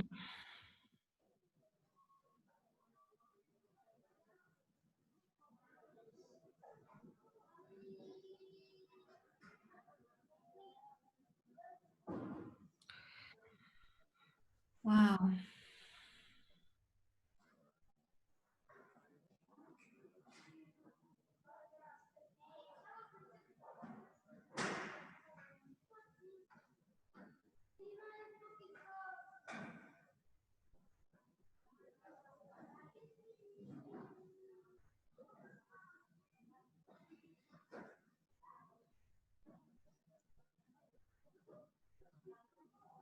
Hmm.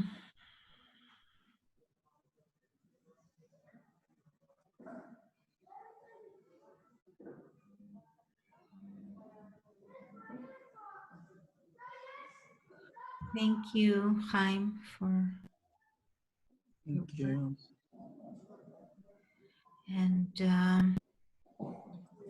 Yona, you came in late a bit. Are you still there from Yerushalayim? I am. Unfortunately, my computer internet was down, and I didn't realize I could get on the phone. I'm on the cell phone now, Okay. and that was a So- lovely prayer. And I just am sending a lot of love and white light to the Lebanon area, and I suggest we all visualize that possibility of people surviving, and Yes. we can all grow from this experience that we're all connected. And I feel the pain and the chaos that's going on there. So send our love and clarity. I call it Shekhinah, the white light, or Lavan, to guard and protect the people there. Hmm.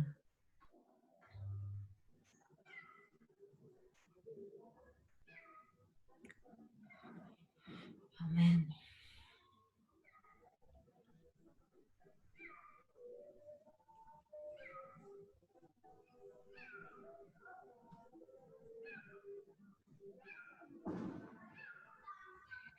Eva, Yes. I just read in Ynet that they are talking about estimated 50 ton of liquid, explosive liquid that was hidden in this area. And this is the reason that the explosion is so big. Unbelievable. It's for many, many years and neglected for many, many, many years. And this is the Terrible. 50 ton of like oil and something like this, it's not oil, it's explosive, but in a liquid way. It's just such a symbol of how we don't revere our environment, how we store for war, and this cannot continue. May this be the last blast. The Middle East is just so sick. It's so terrible. Yeah, but something very different, may I? Yeah. I came from outside and I've been looking at the moon. Oh yeah, we have to come back to the full moon. It is so beautiful. Listen to shining, and it's a great contradiction between what's going on Earth and the beauty up there. Absolutely. So if you get a chance, just enjoy it a little bit. Yes. Okay. Yes. Here it's daytime. I cannot see the moon right now.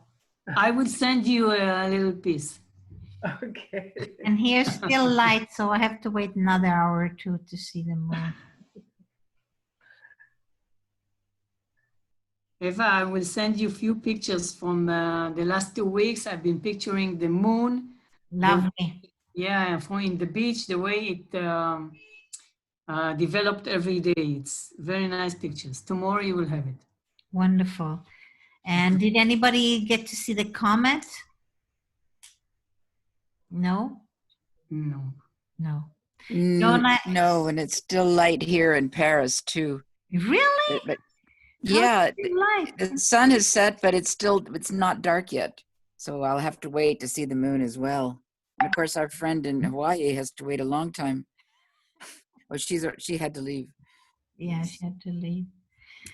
Laura, you have anything to share with us from Paris or?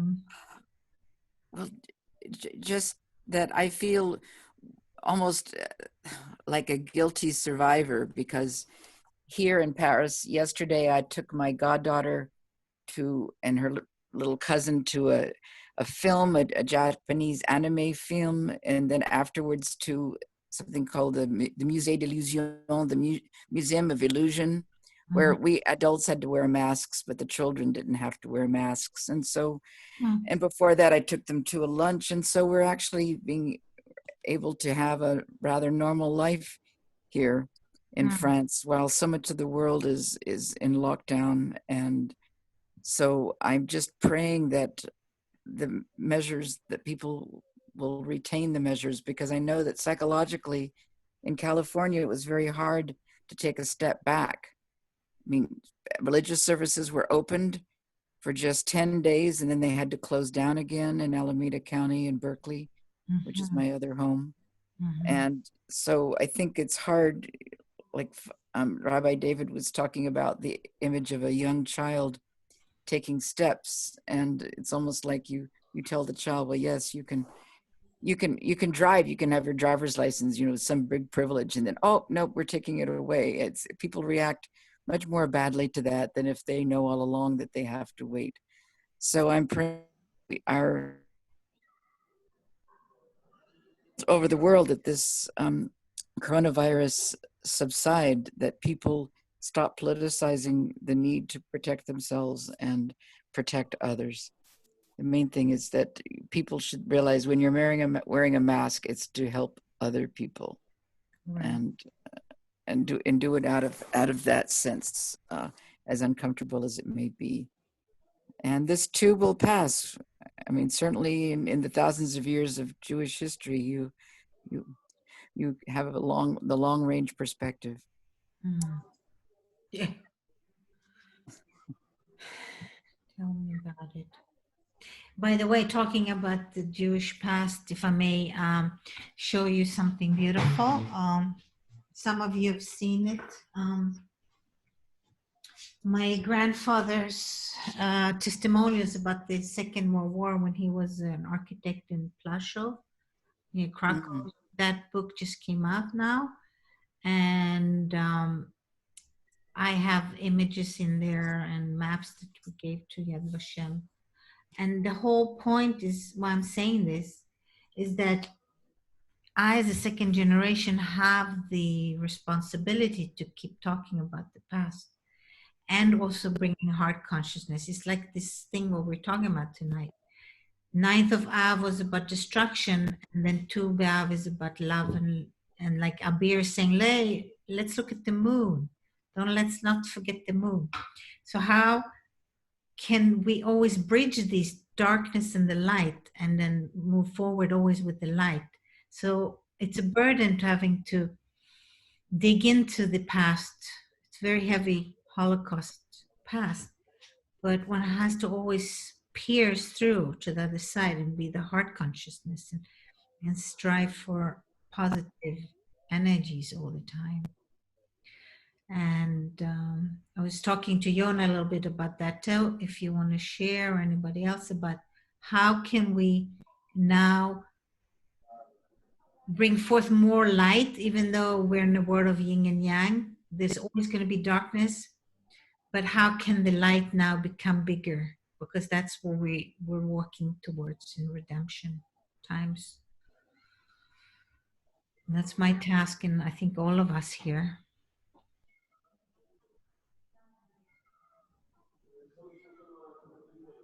I like the moon and the sun too. The moon is the dark side and the light side of two coins of the same, two sides of the same coin. What if all the polarity, Eva, is an illusion? Yeah, I think so. All an illusion. Every little bit of it is an illusion. I think so. What if? And what if it's there for a purpose to wake people up? What if it's there in order to bring people closer to their creator consciousness. But it's so ingrained in the human beings to look at left, right, up, down, good, bad, evil, good. And those are all, as far as I can tell, all creating more disharmony, lack of love. Because if there is a creator, why would that being hate anything? What do you mean, that being the creator? The creator consciousness, whatever that is for us, each of us. Why he created the duality world, you mean? I don't think it did. I think humans created that duality, and creator itself loves everything unconditionally, no matter what, which is really hard for our consciousness, I think, because we need to judge all the time. It's good, it's bad, I like it, I don't like it, that's wrong, that's right. But if the creator created us and he's so much more bigger, almighty, or she, then why did he create that ability for us to go to the darkness if he didn't want it to happen? Because it's an experience of what it's like. How can you as creator know more about yourself if all you are is unconditional love? You are just a massive amount of light. Of course. And you want to know more about yourself, you've got to experience something different. But it's not good or bad, it's just different. I agree with you. A lot of people don't have that point of view, but I totally do, Kat. Thank you. Cool. It's not a popular one.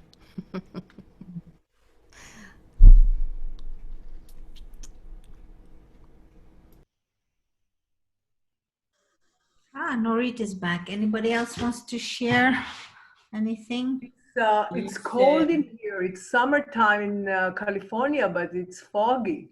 Yeah, when you know San Francisco is, when was it Mark Twain said, the coldest summer I've had is in the winter in San Francisco. Right.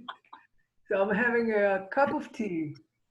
Mark Twain said that the coldest winter he ever spent was a summer in San Francisco. Exactly. What did I say?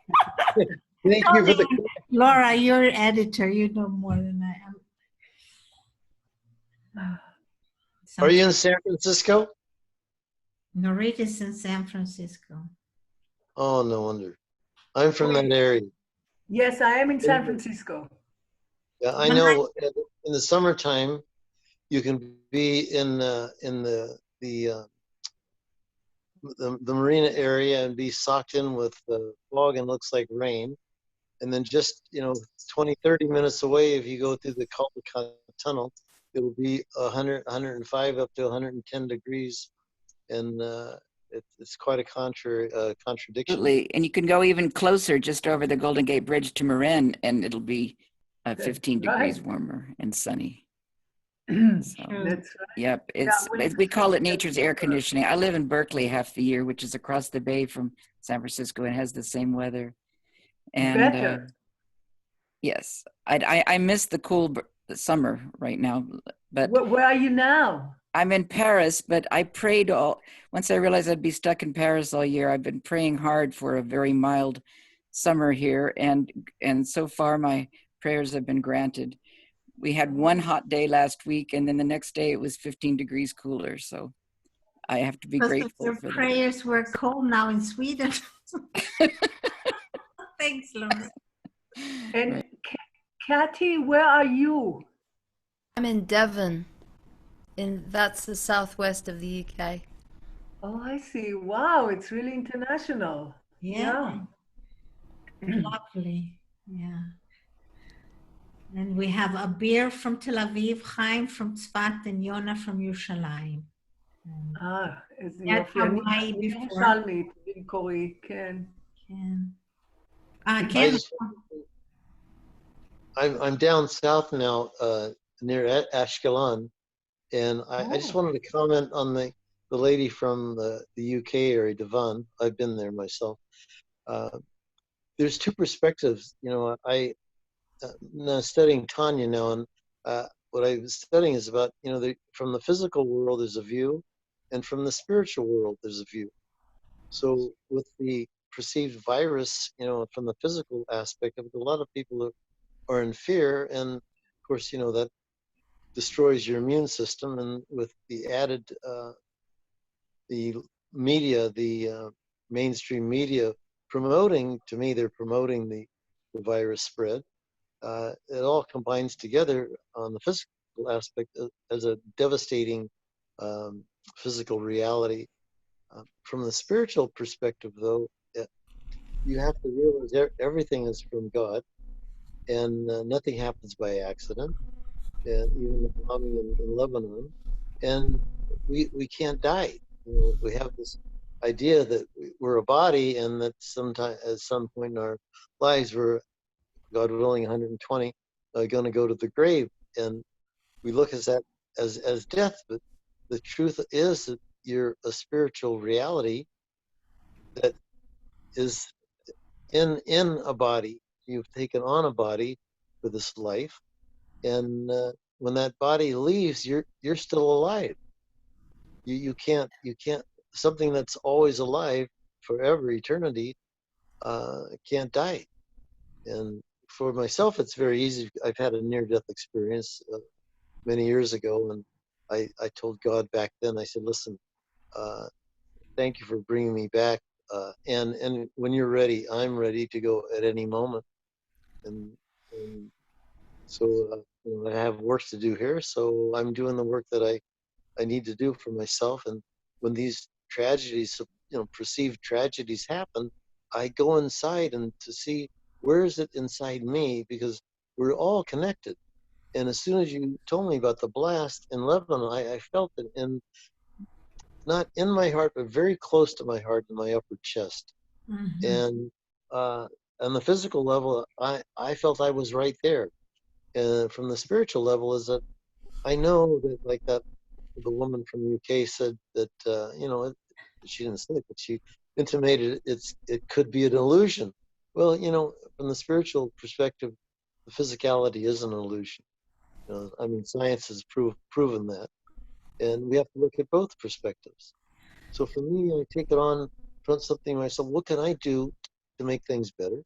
And I decided to grow a beard and not cut my hair for as long as this perceived virus continues, so I can have Rahmanas, or compassion, for the people that are suffering. Even though in my life, the corona is a gift, I've taken major advantage of it. I've gotten physicality wise in top physical condition. I'm running several times a week, working out 5 days a week, back playing tennis, doing all the things that I love to do, and studying the Torah, or the Bible, sometimes between 2 and 4 hours a day. I'm more intense in the Tanya, which is the Kabbalah, or the Zohar perspective on our existence. And so, to me, it's been such a blessing. And I know that, I have people, family and friends, especially close friends, that are suffering and getting tested, and testing their families, and so concerned about their children. And so, I want to be there with them and have compassion for them. And I followed all the rules. And for me, it's like, on the physical side, I'm going, this is like ludicrous, this whole virus thing for me. I looked at the science way before, back in March, did my own research, and my conclusion is I put all the dots together and said, this is not a physical concern for humanity. This is something that's been contrived, and and they're trying to make it a reality, and a lot of people are buying into it. And then from the spiritual perspectives, I know we're all connected. If someone else is suffering, like in Hawaii, we're halfway around. I spent a few years in Hawaii, and I it's like halfway around the world from Israel, and I know the people there that are suffering. I'm with them as well. So there's no separation there. And so I know that everything, like one woman said, is that it'll be terminated, it'll come to its natural end.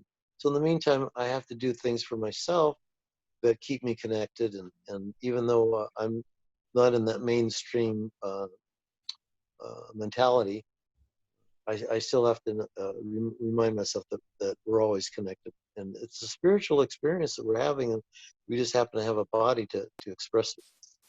So I want to say God bless everyone, and know that what the truth is. I agree with a lot of what you said, but not all. In my case, the lockdown, the confinement, as they call it here, the confinement was a gift. And I've often used the phrase, the coronavirus is a gift to those of us who are lucky enough not to suffered from it. Because I lost two friends, one close friend, both men over 80, here in Paris in the month of July. I mean, I'm sorry, in the month of April. What am I saying? In the month of April. And so I believe it's a real thing, and people are dying from it. On the other hand, it was wonderful not to have to leave the house, and to be able to pray more. Just as he said about the Kabbalah, having the chance to spend many hours a day in spiritual study was a tremendous gift. And I regretted actually that we opened up when we did. I could have used another couple months. Oh yeah. Indoors, but now that we have opened up, for the psychological well-being of people, I'm hoping that it continues for other people's sake. You know, I just want to share also.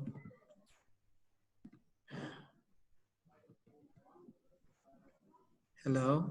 Can you Yes, speak we're up, listening. Chaim? I can't hear you very well. We're listening. I'm going to speak up. I'm just, here, and I'm less than 60 miles away from the blast, less than 100 kilometers. So you can figure out what's 60 miles from where you are now. For those of you who are in San Francisco, what is 60 miles away, or in Paris, or in Sweden, or in England? So that's how close I am to the blast. And I just feel that, that's why I really love our little group, our little Tulip group. And I think that we're spending this time that we're reminding each other that we're all very powerful beings, and that we all have amazing creative skills and amazing spiritual skills. And that we all are indeed, especially tonight under the full moon, we are indeed the creators of our reality. And we have the choice to be positive creators or negative creators. We can create positive things, or we can create negative things. And it's basically our responsibility as light workers. And some of us share the idea that we're sending white light. If we're going to be sending white light, or we're sending black light. If we're going to be the creator of positive, or the creator of negative. There's a lot of spiritual people, faith people who feel that we are the victim of circumstances. But I really sense that we as light workers, we're constantly learning important lessons that will allow us to burn our karma, if we do indeed believe in karma. I feel that the journey of the Tulip Lounge is a path of reconnection with each of our powers, and that we're basically, this meeting is become a path of empowerment that is gifting all of us, it's gifting all 9 of us sitting on this Zoom meeting, with living our lives in the highest potential and creating in a way that maybe before we met, we didn't know that it was possible. And I think that now that because of this meeting that Ebba has brought us together from Hawaii and from California and from England and from Sweden and from France and from Israel. And I think that it's allowed us to become more aware about the way we create, that we are awake to the full realization that we must pay really particular attention in how we think. And we have to pay attention to how we speak. And we have to pay attention to how we act. Because everything that comes directly from our own source is like a brush, or as Kat says, it's like the wheel of a pot. Like you're sitting on the wheel and the clays are going around, and the way you're focused is the way that pot's going to come, the way that cup's going to come. Or it's like a brush, the way we hold that brush, that's the way we're going to be painting the environment of our life. Painting upon the canvas of our life. Doing so building specific realities for ourselves and for each other. It just says we're focusing on what's happening less than 60 kilometers from where I am, less than 60 miles from where I am now, and less than 100 kilometers, that every stroke of our brush is representing each thought. Every stroke of our brush is representing each word. Every stroke of our brush is representing an action that may design a joyful, that may design a fulfilling reality. Oh, with that brush, we can paint a reality that's tainted by many difficulties, that's tainted by many blockages, and that's tainted by many obstacles. So let's use this opportunity in our Tulip Lounge to start to discern our thoughts, as when we think, we create. Because our thoughts influence our words, and our words influence our actions. Our meeting today in this Tulip Lounge is empowering us to create. And I just love all of you so much. Amen. Amen. You are a priest, Chaim, a Kohen. I reckon he's a Greek orator in some lifetime, don't you? Yes. Yes, he's such a good speaker. He just flows out of you. Right. You remember that past life as a Greek orator, Chaim?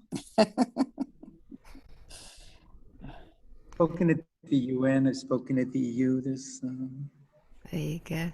Sulchan. I share speeches, and I've won a lot of trophies, but that's not really important.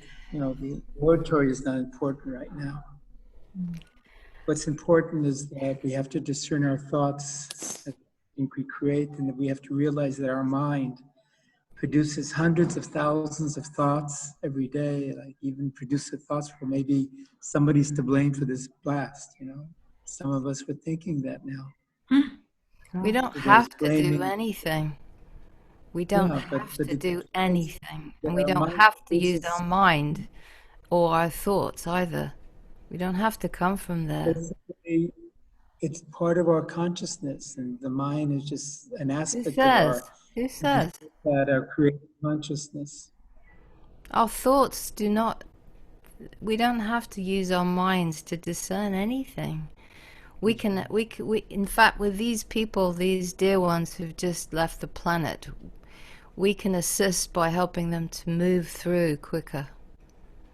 If you want to do something useful, see if anybody is waiting to leave the planet and is waiting in an in-between place, and assist them to make a full transition. That would be helpful. That means you have to know to be in the astral plane. Not everybody knows how to be that. But we can do that through intention. It's easy. Yeah, intention. Yeah. Rather than focusing on the tragedy and how terrible it is, which adds to the shit, don't do that.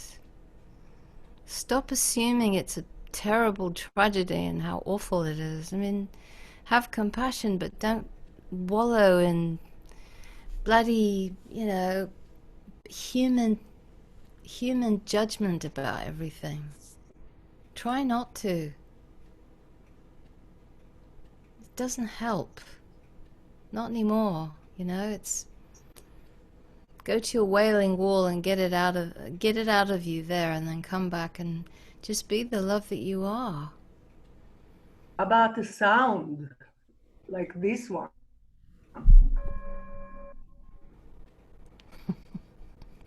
Lovely. Can I have cereal in that?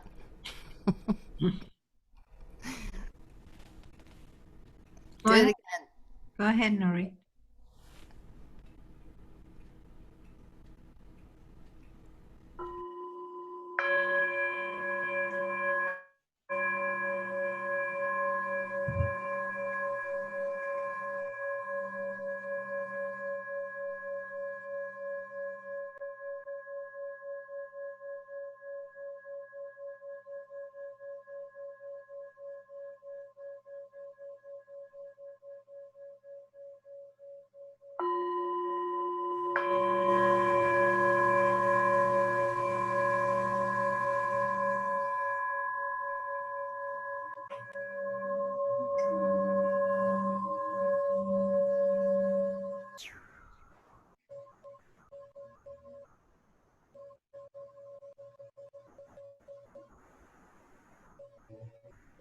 This is beautiful, Nurit. This is like sending frequencies of love directly from the moon down to earth. Thank you. You're welcome. I studied sound healing, and Ah. so I have a few of those balls, and actually I give people, you know, like if you do it like for 10, 15 minutes, it really calms your nerves down. Yeah. Yeah, I know that. It helps. I'm familiar with that. Mm-hmm. Thank you. That was perfect. By the way, I just want to say something about all the events, you know, that we are witnessing during the last months. It may be, it is considered, even in the Kabbalah, as far as I know, as part of redemption, which means it's a process. And this process, as far as I understand, is supposed to take until probably next Shavuot or Pesach, next Pesach. And at the end of this process, the world will be absolutely different. It will be the Malchut Shamayim. Amen. Yeah, and the whole world will be under the leadership of the Messiah. Amen. Well, you That's the know, process. the Saturn Pluto conjunction will end next January 2021. Makes sense if you want afterwards. I want to encourage you. I want to say that Tu B'Av, which is tonight already in Israel, is considered to be a great opportunity for redemption, which means we are several hours probably from it to happen. It can just all of a sudden. And in the Kabbalah, Tu B'Av is one of the dates that the Messiah is supposed to come, and things need to be changed absolutely. Amen. If you remember last time or 2 times, 2 months ago, I sent you a link to Rabbi Matityahu Glazerson, who is doing the codes, the Torah codes. Oh, yeah. So, yeah, an hour ago, he published a 4-minute video that's saying, and I'm quoting him, the Tu B'Av is, and he showed us in the Torah, the codes, the proof that it is written in the Bible. It is amazing that Bet HaMikdash, the Holy Temple, spiritually will go down from the sky. It will be spiritually, not a materialistic building. And it might happen. I believe, I really believe it. He gave a real proof in Hebrew letters, in codes in the Torah. And it's amazing. It cannot be incidental. I'm following from a very long time, and I read this book about Kabbalah and music. He's a knowledgeable person. He works together with Professor Rips, and together they are writing the codes, and they discover the system. You should follow. You should see Professor Rips. He's a mathematician in the Weizmann Institute. Can you send the link again in the chat, Abir? I'll try to do that. Yeah. Okay, I'm just gonna take 2 minutes. I'll be back. If you're gonna sing, Cat, hold 1 minute. I need to. I'll be back, and I'm gonna get him to drink. And Chaim, you're still there, and Yona.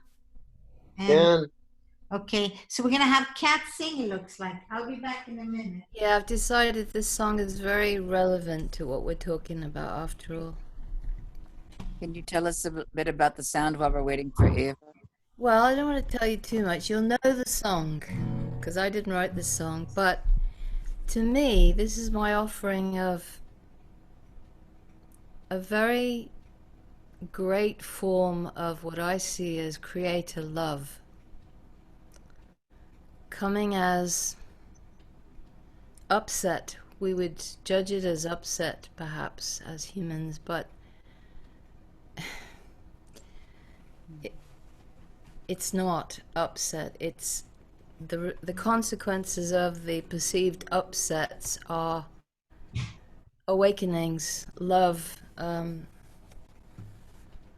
people waking up to their higher selves, shall we say, through the things that go on that we judge as, I don't know, tragedies or whatever, like tonight, you know. So that's why I've decided to sing it. I can't wait. Don't get too excited.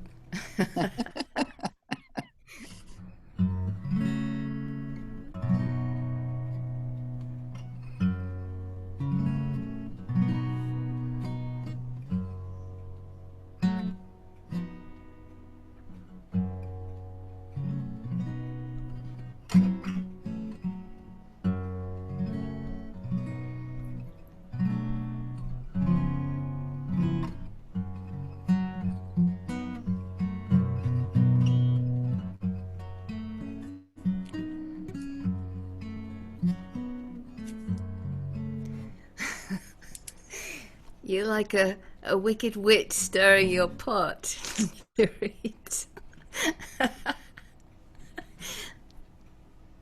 Hubble, bubble, toil and trouble.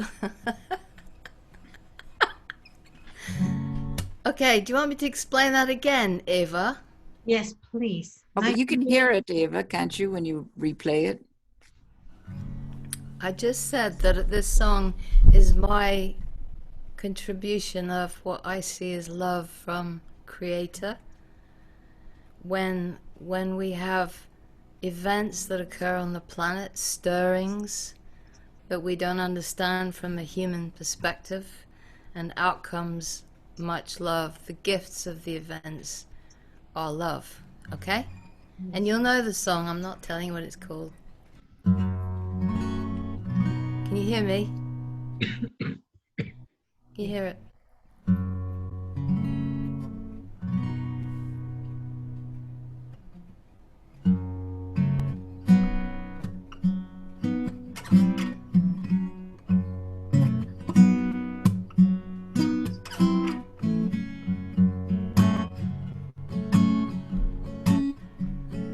Wade in the water, wade in the water, children, wade in the water. God's gonna trouble the water.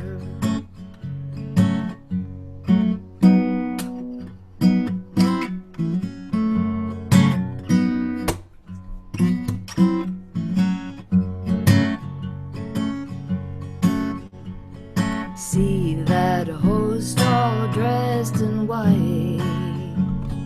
God's gonna trouble the water. The leader looks like the Israelite. God's gonna trouble the water. Wade in the water. Wade in the water, children, wade in the water. God's gonna trouble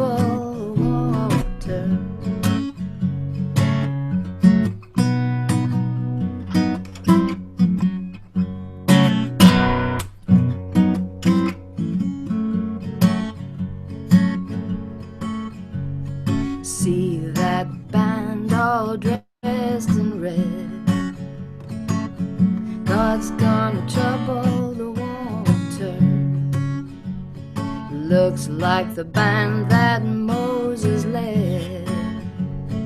God's gonna trouble the water. Wade in the water. Wade in the water, children. Wade in the water. God's gonna trouble the water.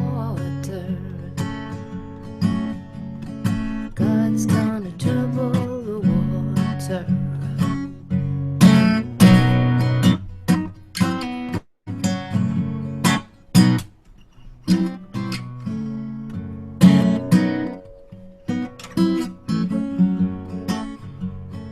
Look over yonder and what do you see? God's gonna trouble the water. The Holy Ghost coming on me. God's gonna trouble the water. Wade in the water. Wade in the water, children. Wade in the water. God's gonna trouble the water.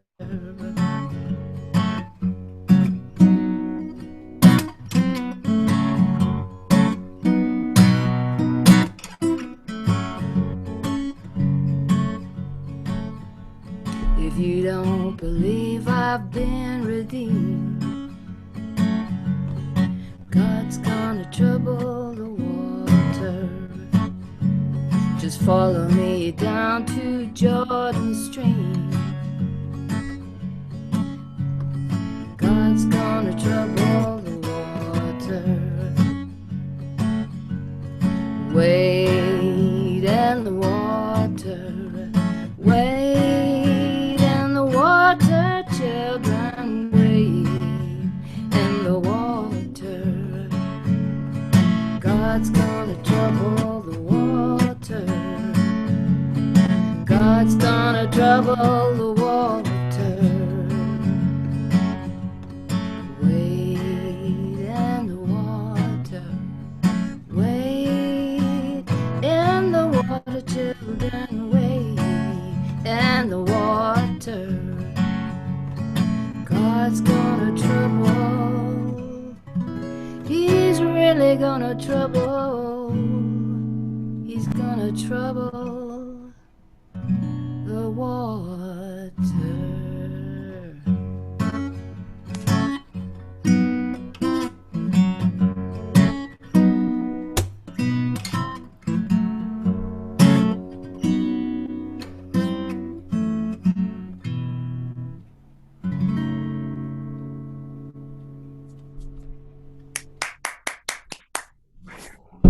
Bravo, that was fabulous. Thank you so much, Kat. You're very welcome. Very nice. Thank you. Beautiful. Amazing. You're playing very nice. Thank you. So could you see the relevance? Yeah. Gotta shake us up. The relevance is water because water is pure, pureness. Water is life. Okay. Water is This is the relevance. Yeah, this is the relevance I found. Life. Maim Chaim. Maim Chaim. Is that what Hayim means then? Do you know what does it mean in Hebrew? Maim Chaim? No. Maim, water, and Chaim is life. And it's an expression in Hebrew, Maim Chaim, which means water gives life. Life cannot be existed without water anywhere. So that's the relevance to your song. You kept saying water, water. So it's nice. Wade in the water. Yeah. I went to Wikipedia while you were playing, Kat, and I was amazed. This is a song from the Underground Railroad that the slaves sung. Yeah. They and Yes. Oh, yes, definitely. and it says that actually Harriet Tubman, there's a book that explains that Harriet Tubman used the song to tell escaping slaves to get off the trail and into the water to make sure that the dogs employed by the slavers lost their trail. So it has that history to it, that Yeah. it has instructions, and it's based on both the Old and the New Testaments of the Bible. Mm-hmm. So I know you came at it with a different perspective, but that's quite an incredible history. I had no idea. Yeah. Thank you for bringing this to us. Thank you for I love it too. finding the information. Yeah. Somebody else was saying something like, yes, was that? Oh, that's Yona. It brought out Yona. my great grandmother was a slave from Africa. What? And, yeah, and her name was Zohar. So Oh, it's really pretty cause it struck a deep note in my neshama, in my spirit. You okay? So she was from Africa, a slave. where did Well, she end up being enslaved? She wasn't a slave in Africa. She was a princess, actually. Right. She was only enslaved when she got to the U.S. I meant Well, I guess from and she married a Frenchman, a big aristocratic Frenchman in New Orleans, Louisiana. So my heritage goes back to the slaves in the South. That's incredible. And where did the Jewish line come in? Is this on your father's side? Well, I'm a Ger, and my father explain what Gior is. Not everybody knows. was a Ger, someone that has chose to be Jewish. So I didn't really know my background, although my father said that his uncles were Jewish on my father's side. But so I went through a conversion process, actually twice. Yeah, I went through twice, and Wow. so that's the Jewish. It's bringing out my Jewish roots, and I've never been more familiar and more comfortable in any religion. I grew up grooming. They were grooming me to be a Catholic priest from a very young age, and so it's wonderful because I have a strong background in the New Testament, going through parochial school, Catholic school, and then becoming Jewish. I see so much for myself. The clarity for me is like it's very profound, and having this mixed background sure really triggers a lot of my molecules in my body. Wow, I never knew this about you, Yona. It's amazing. Where do you live now? Well, right now I'm in the south near Ashkelon. It's Moshav Hodaya. Oh yeah, you mentioned that. So is that where you live? I mean, is that in the desert or not quite? Yeah, so desert? actually, it's I'm about 10 minutes from the name of the place Mediterranean. again? It's called Ashkelon, Ashkle. What's the name of the place you're? Moshav Hodaya. So it's very close to the Mediterranean, and it's the desert, which is the Middle East. And I can't wait to finish this conversation because I want to go see the moon because I'm a moon child. Every month at this time, the moon always comes to me. So this is a very Comes special. to you, only to you. I thought it came to. I love it. Well, no, that's the physical part of me that thinks I'm the center of the universe. So, the universe is. Okay, so you're gonna go and greet as a clear sky, because in Sweden you never know if it's gonna be seen or not. It's always cloudy. So I saw last night. Yeah, it came to me last night. Yes, Chaim. What? Somebody finger stop.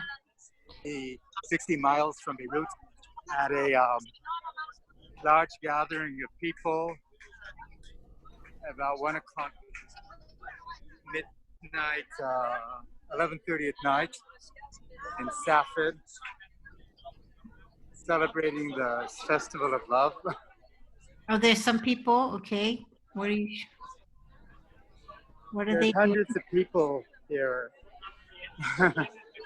and whatever. Oh, that's great. We started out seeing the festival in Jerusalem, and now we're seeing one in the north of Israel. It's fast. Yeah, that's true, Laura. That's interesting. Yeah. Sorry, Yona, we were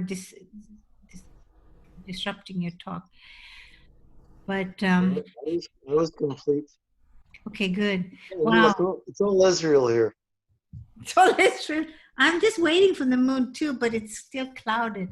So I've been looking for the comet and the full moon the last week, and in Sweden you have to gallop around with the horses and the cows here around and try to find something in between the clouds. I have a suggestion, Ava. That I started belonging to another group in June here, and 3 of us are in France. One was in Ile Maurice, another is in Ile de la Ré, another one was in Abidjan. And we, between our meetings, we communicate through WhatsApp. Mm-hmm. So if maybe you could create a WhatsApp group for Tulip, for your Tulip Love group, and that way we could maybe share pictures of the moon or something like that. It's a way of staying in touch in between the Zoom conferences. Or like a Tulip Lounge WhatsApp. That's Tulip Lounge WhatsApp. Why not? Good idea during this Corona time. Yeah, thank you. Is Chaim back? He's showing us more. I thought Chaim was going to show us the moon. One time he showed us the moon. Yeah, right.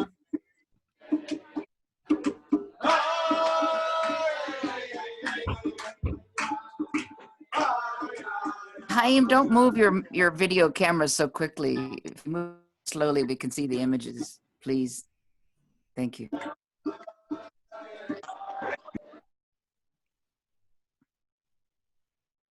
Maybe didn't hear you.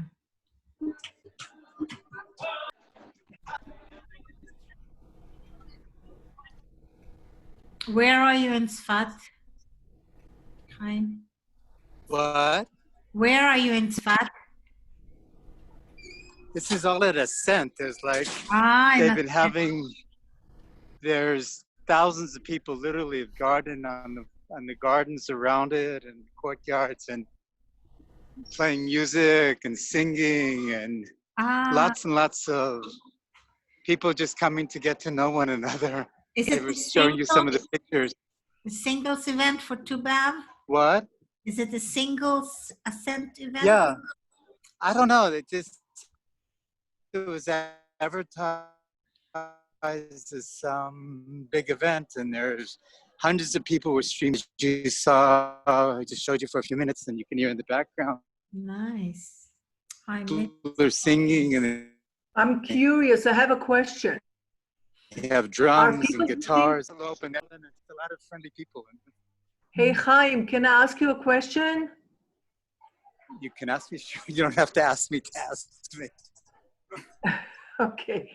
Let me get to a place that's a little quieter that I'm going to walk away so I can hear you. Okay. Hello? Yes. Can you hear me now? Nurit? I can hear you now. Yes, it's Nurit.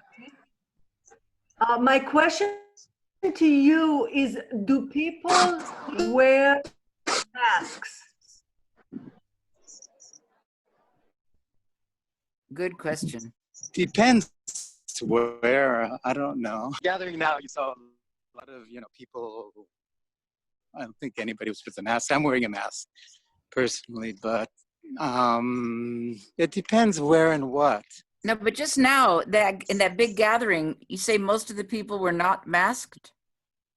As they went into the building, they were asked to wear masks and gloves and wash. There was things of alcohol gel, and everybody was washing their hands with alcohol gel as they went into the building. So in other words, in order to gain entrance, you had to have masks and gloves and wash your hands, and there was a strict 2-meter distance from everybody. But that was like 2 hours ago, and now they began to get to know and mingling. So it's not, at the beginning, everybody was, very strictly wearing masks at the beginning of the gathering. But just now, they took their masks off to drink wine and to whatever. I see. Thank you. But they're outdoors.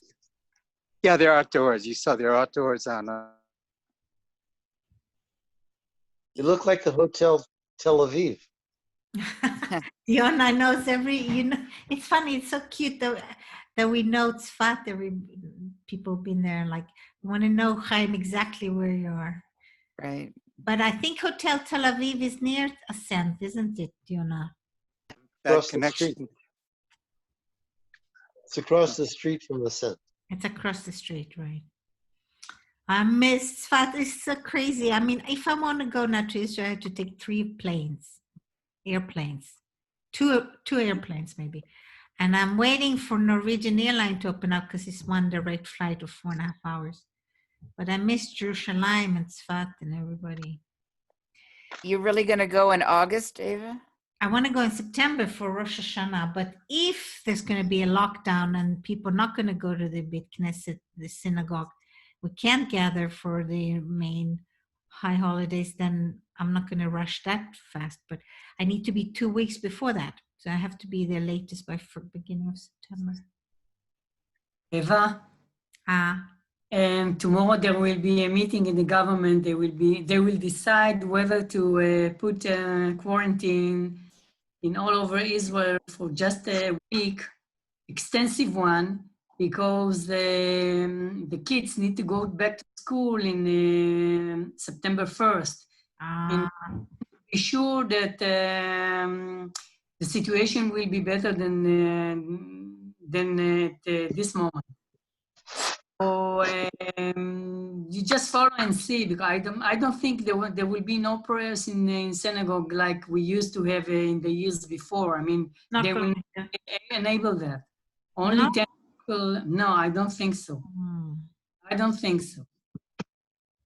You mean you can't go to? You can go. I mean, 10 to 20 people. No more than that. And it's, I mean, the atmosphere and the whole, everything around will not be the same. It's not like being in a synagogue in a regular holiday. It's absolutely different. The whole situation is different. The mood, the atmosphere around. So you should consider. Yeah, but staying Just follow. Okay. Yeah, I'll follow my guides and the flight guides too, yeah.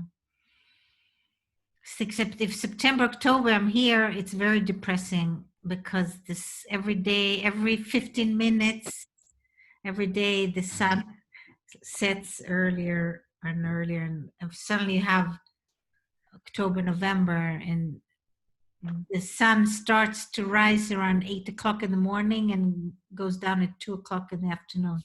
You don't want to be here. It's hard. Wow. So, I want to say thank you. It was so wonderful to see you all, Yes, and Maureen. Toda, Eva, and everybody. And I'm gonna go and have lunch, and it's midday here, so I'm gonna go and. Norit, you want to do the bowls for our next time, like the gong with the bowls? I would love it. Oh yes, I would love to. Yeah, we can do that. We'll talk. And so glad you came from San Francisco, and you look great in your new haircut. I shaved my head. I love it. Yeah. She used to have long hair. Amazing. So, yeah. Bye. Thank you. Bye-bye. Thank you. Hello. Okay, we've been on it almost 3 hours. I love it. So anybody who's tired can retire. If anything has to share last words, you're welcome. And I'm really glad you came on, Yona. Thank you. Very nice of you. And next time we'll see you in your kippah, your nice little head kippah. Maybe. Yeah. Thank you. It was Yeah. quite enjoyable. Yeah. I And noticed I could see like the bottom left, it says Kat Jenkins. Is that the lady that I'm looking at now with the guitar? yes, Okay. that's the lady. So hi, Kat. And then I saw, I didn't see a beer and I didn't see the Blackberry lady. Maybe next time I will put, I will enable the video. And who's a beer? A beer? Is Abir, that you? he's a wonderful photographer and inventor and a guest at the Tulip Temple at Tulip Center in Jerusalem. Abir, you want to share a little bit about yourself? You represented me so nice. So what can I say? Okay. Ramat Gan, right? Yeah. Yeah. I want to say thank you. I think Eva, you're doing a great job. I mean, really, you're so persistent, you know, in what you're doing, and so just keep going because you share a lot of light and a lot of love and a lot of, Thank you. desire for a much better world than we are living in. Amen, exactly. And, you're absolutely doing a great job, and you have a great contribution to people's life who really knows you, and I wish that many other would be exposed to your activities. Amen. Thank you, Abir. You're welcome. God bless you so much. Love to all, and happy Tu B'Av, and see, maybe tomorrow morning we'll wake up and the Messiah is here, and Bet HaMikdash, the temple is here. Amen. Yeah, it can happen. Amen. Send us pictures. Laila Tov. Bye, good night. Laila Tov. Bye. Good night. Thank you. Laila Tov. Oh, Eva, I want you to introduce me to Chaim. Chaim, are you still there? I'm here. So I Yona, don't need introduction. Yona, we can talk. Yona and I, we can talk privately. Should I send your WhatsApp messages to each other? Yeah. That'd be great. Thank you. Yeah. But Yona's in Ashkelon. No, he lives in Yerushalayim too. Okay. Great. So just we don't have to waste the public space on introduction. Yona, you just exchange our WhatsApp numbers. Great. Yeah, Eva's going to send those to us, right? Yeah. Eva? Yona was in Tzfat the other day. So anyway, I send you all my best, and you're wonderful people. Keep shining. We all have a task to do, and we need a lot of strength and light and joy. And Kat, thanks for holding the space in heaven. Thank you, Eva, for giving us the space to hold. Yes. I'm going to go now, I think. Okay. I love you. Good night and sleep well. All right. Blessing. Shalom. Go well, be happy. Happy trails. Amen. Happy chemtrails. Chemtrails. No. Bye. Crop circles. Okay. All right. Thank you. Bye-bye.